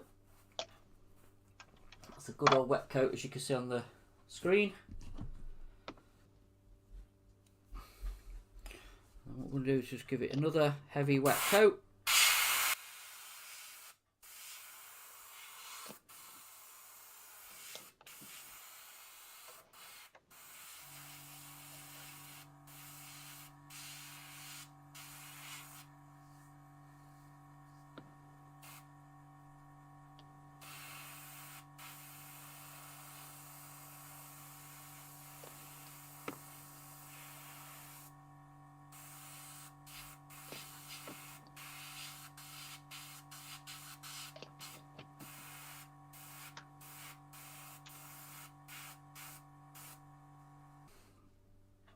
And there you have it, VMS's satin varnish.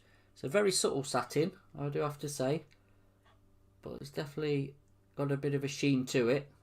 Lays on lovely. Like I say, you do have to put it on quite wet, which is on the instruction. I think the same applies also to the matte and the gloss as well.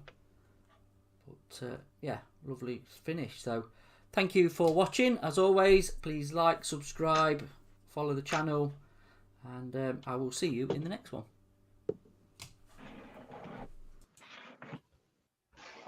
Very good. Excellent. Looks like a nice finish on that. I tell you what, it's super smooth. It really does. Say you have to actually hammer it on at high pressure as they tell you to do it. Yeah. It done off self-level and go on nice. Yeah, I mean, like I say, we sell the bigger bottles. I just got a couple of little ones because obviously we don't want to waste it. So what I might do, Phil, is actually... There's some in here. I'll send these to you. Yeah, bang them down. You can try them because I've got more varnishes than ever. So I'll chuck them in with some other bits and bobs for you to try. But yeah, I was quite impressed with it, to be honest. And a lot of people that's used it and feedback. I know Bryn's used it and I really rave about it. So yeah, it's good stuff. Robbie says, is it acrylic, Matt? It is acrylic. Yeah. So there's the actual Hurricane. Does look a nice finish. But it's a very subtle satin finish, I'll give it that. But it is a satin finish, so I think the matte is really dead. So I like the satin. If you're doing an aircraft and you put the satin varnish on it, I think that would be like really quite a nice sheen for an aircraft rather than it being dead flat. If you're doing armour, obviously it's a bit different, but yeah, nice stuff. Recommended. Matt's dog's a cockapoo. Yes, she's a cockapoo. She's sulking because she wants to go out for a walk, which she'll have to wait for half an hour until we're finished because I'm going to take her out because I'm home alone again. Yes. Other half and daughter's gone shopping for whatever reason. So. If you want a dog to keep you on your toes, buy a Labrador. Get a cockapoo. Cockapoo's calm. A bait. You do as they're told.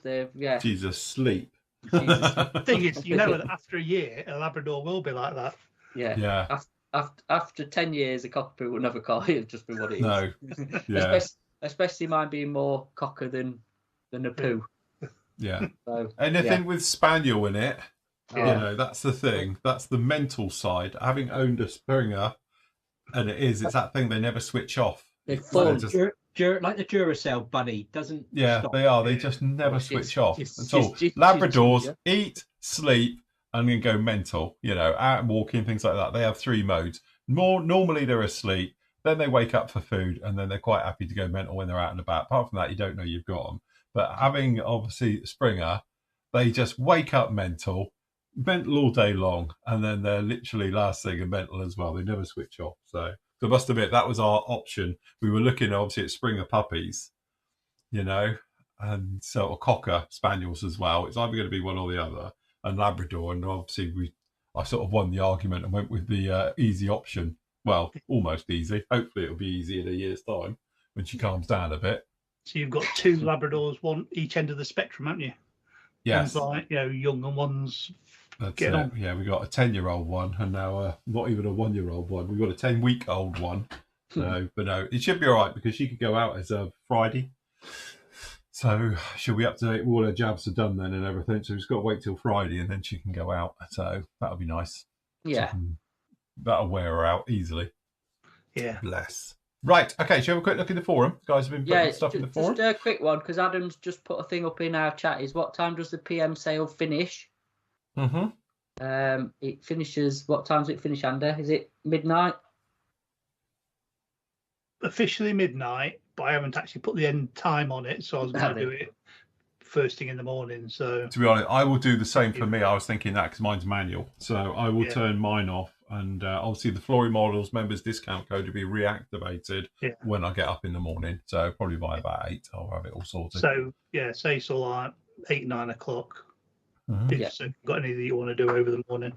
Yeah, and just to think, because someone's asking, like, it looks thick in this VMS spot. It is. And I think Jamie's just put up, it's thick stuff. Don't thin it though, just straight out, high pressure, and really wet. And it's good stuff. It sorts itself out. So, yeah.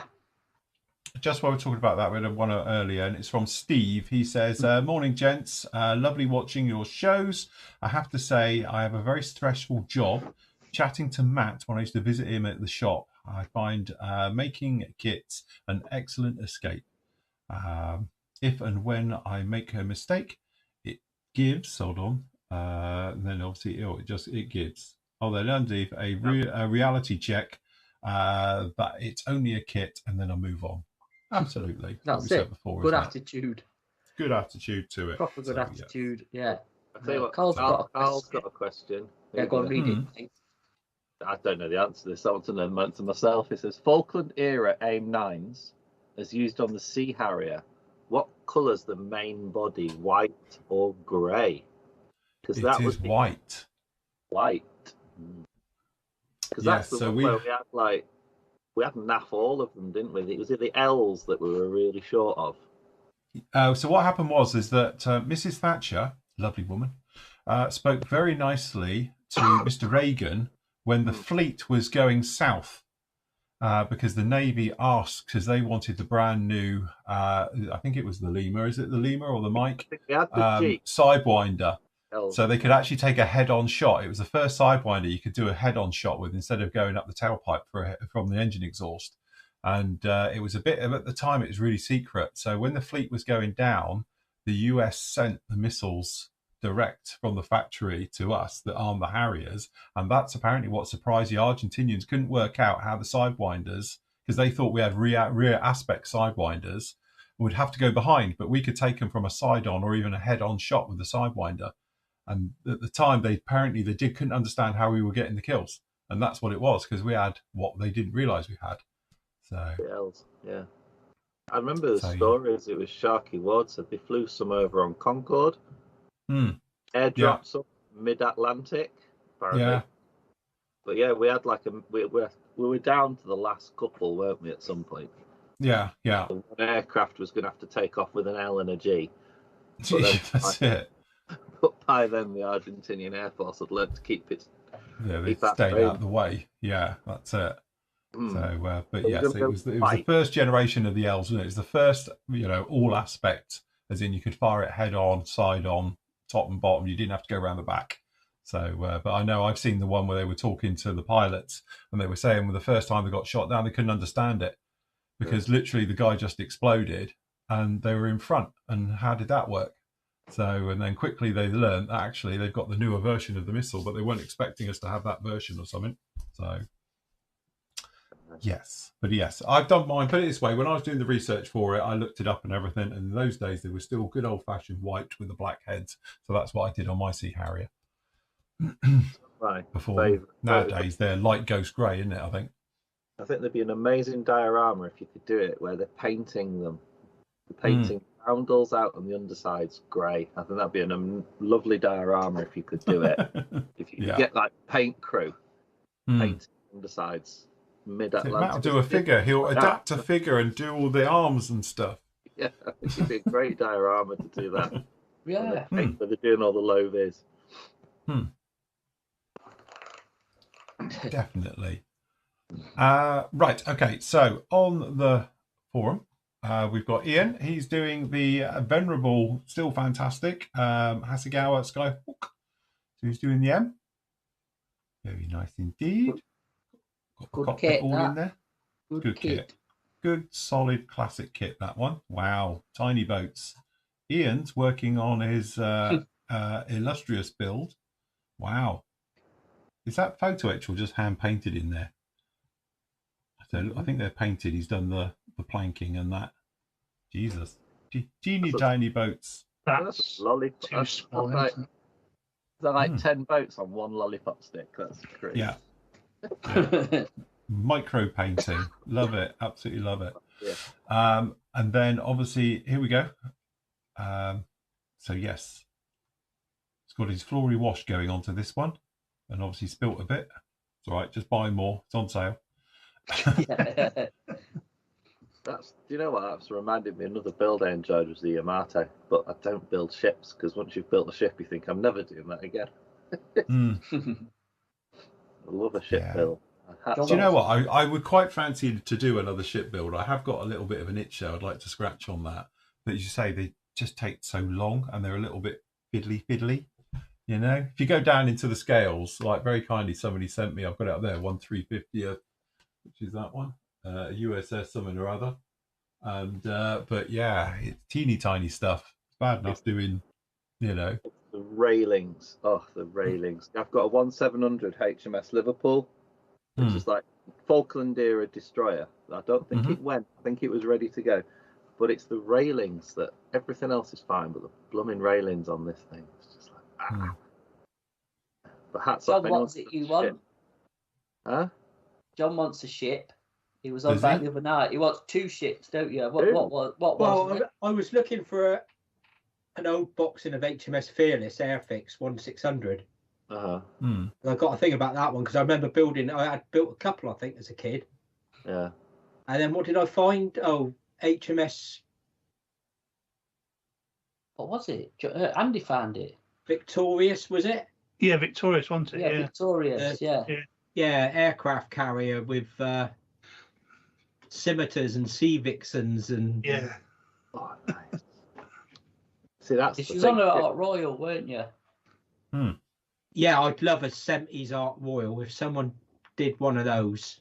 There is a resin one floating around that comes in and out of production. Ooh, floating around, nice one. My uncle was on that. My uncle was on the 70s Ark Royal in the Phantom era. Yeah, because we were talking about it, wasn't it, in the old Plymouth Navy days, and I remember as a kid going on Ark Royal and stuff. Yeah. That's one for Airfix to do. Like Phil, it's an itch I've got, but you shouldn't scratch that one. Yeah. I must admit, I have said that because I got excited when they mentioned about Ark Royal. Was it Trumpeter brought one out, but they brought out the old one, the Second World War one, wasn't it? Because when they first said it, I was like, John, I thought, wow, I'll do that. Phantoms and, you know, Buccaneers on it and, you know, Wessexes. It would look absolutely fantastic. And it's like, no, it's done the old one. It was like, no, we want the 70s one, you know? I bought decals and kits to do the carrier, the aircraft for it in 72.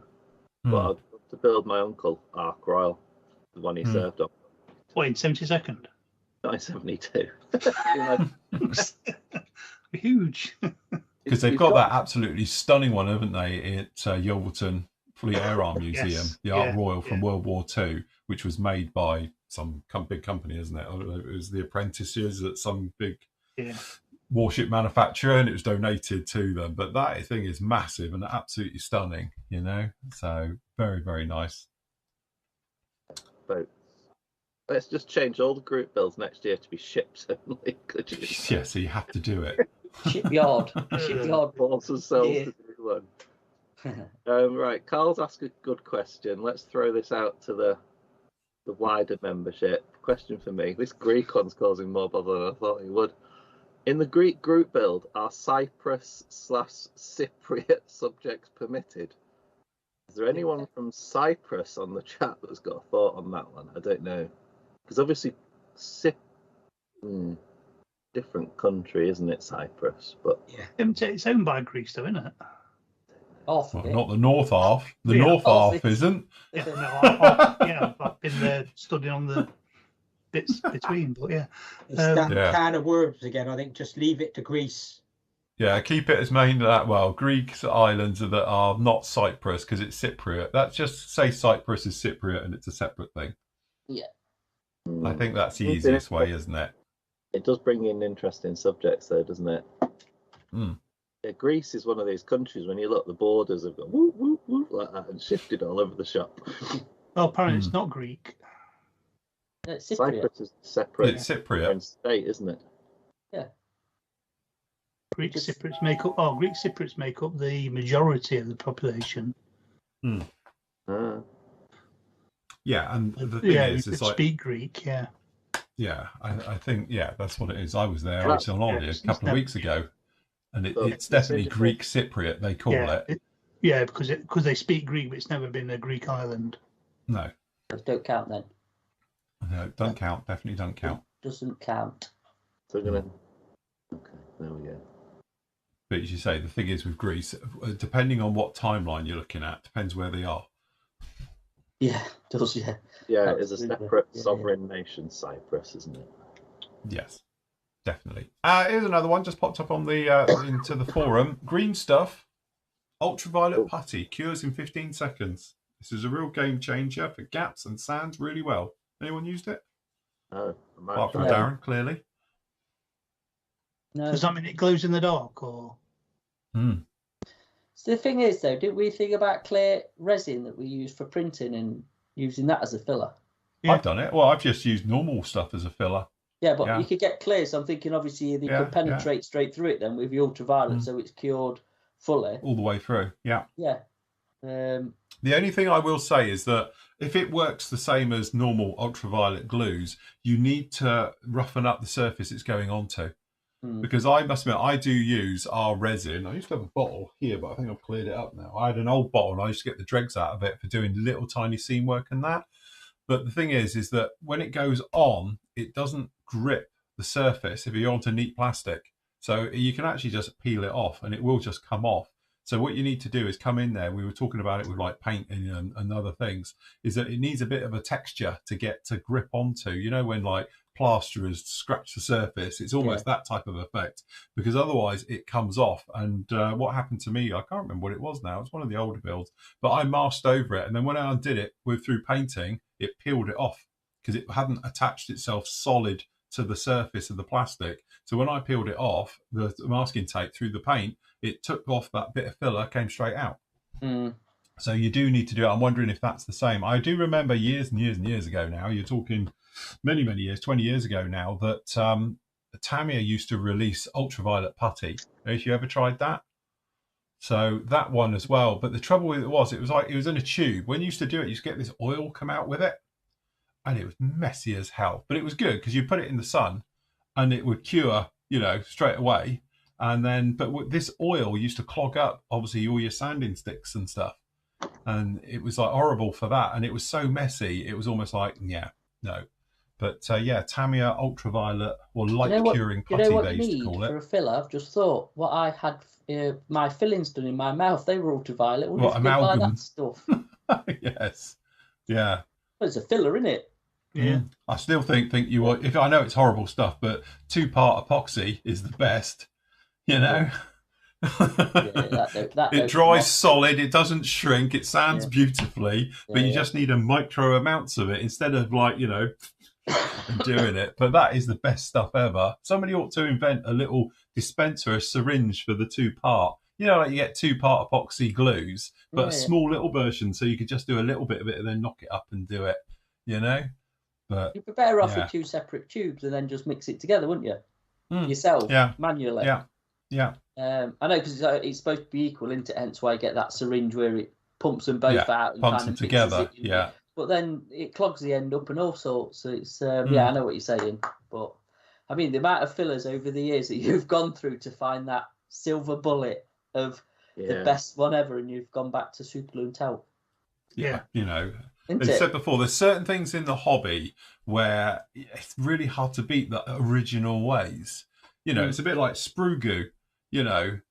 Literally melting sprue and using that. It works beautifully, especially for little jobs. It dries really, really quickly. It bonds to the surface of the plastics, it eats into it, and then you can just sand it, and it's absolutely fantastic. And that goes back to the dawn of time. you know, and we've had all these fantastic putties come out over the years, but they've always got something wrong with it. You know, they either got a little bit of shrinkage or they don't like being painted over because they absorb it and stuff. It's finding something that just does it in one. And for me, talc or, you know, as you say, baking soda, things like that, into super glue is just a quick, easy way of doing it, you know, with no mess and no problems. Yeah. In YouTube chat, Derek says that UV putty has a texture to it and it isn't smooth and works really well. Yeah, they must have done something to make it obviously key to the surface, but yeah, I don't know, worth a look, worth looking at. Yeah. Oh, that's a good eye. Chris Peacock and our chat. So I think we've got my daughter one. She's not tried it yet. 3D printing pens with PLA filament. It's good for filling gaps. You know the pens that's put out like a string of plastic, don't they? Yeah. Do you know what? We bought my daughter one. She's not got any interest in it whatsoever. We'll fight on the tornado day this afternoon. Could have done with that 5 minutes ago, but never mind. Yeah. So I was just reading something in the forum there. It's quite interesting. Right. No man wants to hear about shrinkage. See? We're back to Viagra again and crushing that up. And Jamie Haggo's giving Mr. Hobby epoxy filler the thumbs up. I've never seen that over here. Is that one of those you got to get off a slightly sketchy eBay seller from Hong Kong? Probably. It's a bit like the Tamiya putties, isn't it? That you can't get over here and you know, always you someone can get everywhere else. Willing to ship it to you. It is really weird, isn't it? That fact that, you know, certain things we can't. We have spoken to the importer for Tamiya, the main man himself. Me and Matt had a little meeting with him, didn't we? Yeah. And a lot of it is labelling issues and stuff. And it's bad enough when you get like the glues and they're stuck to it and you open it up and it's like that with all the don't do this with it and all the rest of it. And I know labelling comes into an issue, but you would think with the quantities you're dealing with in modelling, because there's such small amounts, you know, it's not like you're going to be using tons and tons of it, you know. But why can't you get them in the UK? Because other people get them, they get them in California, and you can't do anything in California, you know. The one I don't get is that little electric drill that they do. Yeah. And it's apparently it's because of it's got a motor in it. But it's the same motor they put in the kits that they have motors in. Yeah, the motorized kits. Yeah. So I know. It just don't make sense. Yeah, to answer the question, Jamie gets his from eBay because there is. I mean, I get that. I need another one soon. This stuff here, I love this stuff. But just the enamel one. To be honest, there's a couple of sellers online. It comes into stock. They just pop it in a jiffy bag. How it gets through all the international shipping, I never know. But it comes through. So there's always someone on eBay who's going to sell you the Tamiya stuff you can't get. Let's be honest. We all used to buy Tamiya extra thin off eBay, didn't we? And ship it from Japan or wherever. And it used to just turn up and there was never any issue. It's bizarre. Sometimes I think some of it's the importers and not actually the product, to be honest, because they just can't. Funny enough, one of our members brought me back a case of extra thin in the actual proper case for it. And he brought it through his hand luggage as well because they're not 50ml bottles. You know, he was over in Japan and literally brought back a tray when we couldn't get it over here and all the rest of it. And literally it was like, I think it was like, you know, he got a very funny looks about it, but they were like, fine, you know.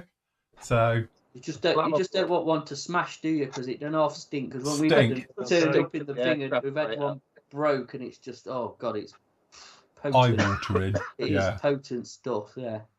10-hour flight with extra thin in your jeans because it's spilt all over your lap. Okay, Dirk just come up with an answer on the sidewinders. No, they weren't. That's Light Ghost Grey, FS 36375, and at that point they weren't. They were white. They didn't change to that until later on. This is turning into the wheel well colour, isn't it? Yeah. I would say artistically, which is obviously something we can do in modelling, does it look better in white for contrast with the dark grey of the aircraft? Probably. I can show you. Yeah. I'd go with that one. What looks cooler? I don't know. I'll just do it really, really, really pale. It's the contrast, isn't it? It's nice that sometimes Yeah. Cole says sorry. Yeah, you will be, Carl. Now Yeah, Carl. But out. Yeah. I did a ton of research on this thing. So, yeah. Oh, he's There talking we about go. all his horrible sand. Right. If we found Hold on, somebody let's just- who actually put them on, they probably wouldn't remember, would they? I don't know. Oh, the amount of pilots and crew I speak to over things, and I always ask them questions like, so what colour's this, that, and the other? And they literally look at me like I'm stupid. Just go, great. You know? They're like, I wouldn't know. I just got in it and flew it. You know? And things, they don't have any idea about things like that. The technical stuff, you ever ask them, they're like, no idea whatsoever. Well, There we've you got go, a man let's in even chat know who it was does. in the Navy in the 80s. He must know. What, 1880s? What? Was Jamie? He's Yeah. on a sailing ship. Hey, Yeah, look. he was a backseater on Tonkers, so he must know. They had him. There you go. What's that? Someone about refills for extra thin. Obviously, VMS All right. they do a slow and a fast. So if Yes. you've got your jars, you could just buy a VMS refill. I know Uh-huh. AK do them as well. Somebody's put, so, which is a good idea. He says he's not that old. His back differs that. Yeah, your Yeah, shoulders yeah, his are body a lot says different. Yeah.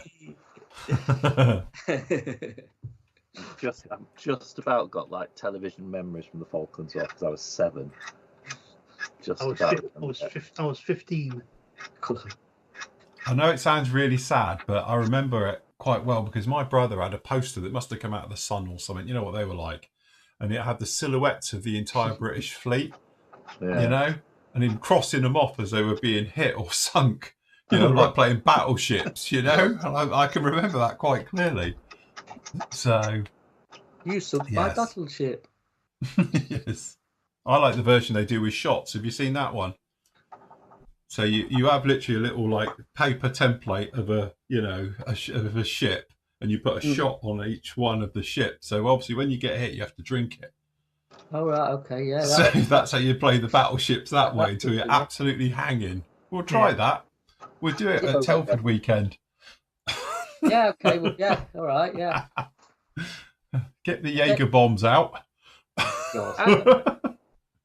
Grant here is saying Chris and me had Falklands wallpaper in the bedroom. Did the merchandising stretch Jesus. the wallpaper?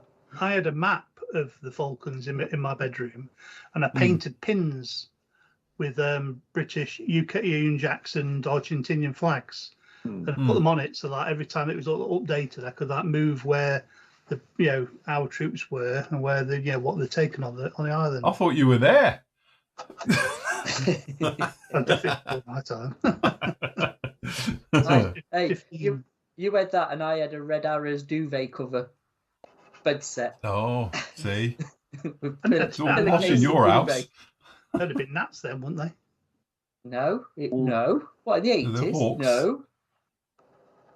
No, it would have been the Hawk. Thank you. Royal Navy warship wallpaper. That's nuts. That's brilliant. I love it. It's cool. Funny what you remember. Yeah. Isn't it? I just remember like the TV sort of watching the Sea Harriers go off in the dusk. Got a memory of that. It used to be that thing, wasn't it? I counted them all go out, and I counted them all come back, but I can't tell you how many went, wasn't it? What was the It's a pilot? very famous saying. And I remember the pilot. Was it Morgan? I forget his first name. The one had a bullet go through his tail or something like that. Yeah, yeah. I remember pictures of him landing, reading the newspaper, and he's got a massive hole in the tail of the. Was it David? As I say, if you haven't read it, I highly recommend you read Sharky Ward's book. Yeah, it's very 'Cause good. obviously he died. Was it this year? Last year he died. So A month year. ago, not long. really good. He talks about everything, like them going down south and training, you know, and all the bits and pieces as they were going down. So yeah. There you go. Very That much shows an our old job, oats. Jamie. Jamie set us a maths question. It's 42 years since the Falklands War was born, 27 years after the Second World War. One of my bosses at work spent his 18th birthday on the troop ship going down with the Royal Marines. Oh, there you go. Okay, fun. That's a Tell way. you what. That's a way to remember your 18th. Crazy. Yeah. Yeah. Yeah. Tumble down with Colin Firth. So I was born 21 years after the Second World War. Right. Jamie Flory, which makes him 52, 53. David Morgan. He was the pilot who got shot in the tail, was it? House. All right, yeah. Looks like it. So what during our break, what Phil's going to do is find the advert for Trago Mills, aren't you, Phil, and show it. I found it. Come on, my thing last night. You know, we was talking about it. That's it. Your phone's listening clearly. Yes, phone's here, wigging as usual. So Trago Mills. Trago Mills for stuff you never know you wanted. Exactly. And it lists them off. Yeah. You need to find it. I'm surprised there's not more comedy things off Trago Mills, because you could really go to town on it. A trend, isn't it? I must admit, we went over there a couple of months ago, just before the summer, and literally they're doing that thing because obviously the summer season for all the tourists, painting everything, literally, and it stunk of paint everywhere you went. You could just smell paint. It was like somebody had tipped it over, but they were literally painting and touching up everything for the season. So, yeah. Bless. Right, do we have a quick run round of everything just before we go? Quick run round. Hold on. We're not in position. I was looking at other stuff. So don't forget, you can get all your stuff is on offer at the moment during the break. Please have a look around at some of these. So we've got the washes. Obviously, good deals on these. Over 25% off in a lot of cases for the washes. So you can see all of these down in here. We've got your merch. So if you want to support us, you can do as well. We've got the mugs, very nice. We've got the last of, we'll look down to 9 mugs left now of the actual mug, and say they'll be completely off the site by next week, and a few of the other bits and pieces as well. So if you want to grab any of these, you can do there. PM Models, obviously, has got a 10% off all orders over £25. So spend £25 on your paints, your tools, your sundries, a lot of the products you've seen over the weekend, clearly. You can get some good prices and deals on all of those just down in there, and they'll be shipped out to you next week, no problem at all. Over on the Vallejo site as well, you can get all of your display tools and a lot of stuff that I use, as you know, because I love their stuff. Very, very nice indeed. You can get all of that. And then obviously, if you are in Europe and you want to buy anything, you can go to the Flory Models Europe page, and this will be sent from Europe, so there's no custom charges and things like that at all. So you can get those really quickly and everything, and Karine will get them out to you. Over on Tiger Hobbies, we might have a problem. Oh, it is working. There we go. We've got the actual PM Tiger 10 promo going on. So just enter that at the checkout. You get 10% off of anything that you can get at Tiger Hobbies co.uk, and that includes stuff that's already on offer as well. So if you've got anything that's on offer, you get an extra 10% on top. So if you want any of your kits, any of your, obviously, your die-cast stuff or your sort of figures and things like that, you can get all of those down in there over at Tiger Hobbies. And again, over at High Altitude Hobbies as well. Brett, he's our North America distributor and stockist, and you can get all your washes and your bits and pieces from him down there as well. So you get them all over there, so you don't have to worry about it being sent from the UK and waiting forever to get you, and obviously any customs charges and things like that, you won't get any of those either. So yes, you can get them all from there just like that. So good job.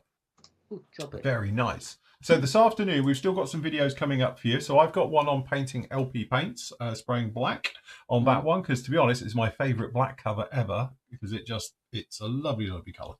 It's great. We've got that one. And Matt has got up with you. We've still got a couple there as well. We've got, what have we got? We've got the panel liner one as well. Yep. The AK panel liners. And then straight after that, I'll demo the washes just to prove they're better. Different. Different. Definitely different. It's fine. So yes, you can do that as well. And thank you to Nigel, who sent me an email over as well about his XL for the top. No problem. I'll get that out to you tomorrow as well. So yes, and then during the break, Matt and Andy will pick the winner for the kit. Well, we'll try after. I've got to walk the dog and make me dinner. So, all right, okay, fair enough. We'll get it sorted anyway for the super duper prize. Don't forget, put your name down, like, subscribe, go on the PM channel, like, subscribe, all that stuff. So yeah, and then we'll get this sent out to you, and we'll pick the winner. Yes. Live draw. Definitely.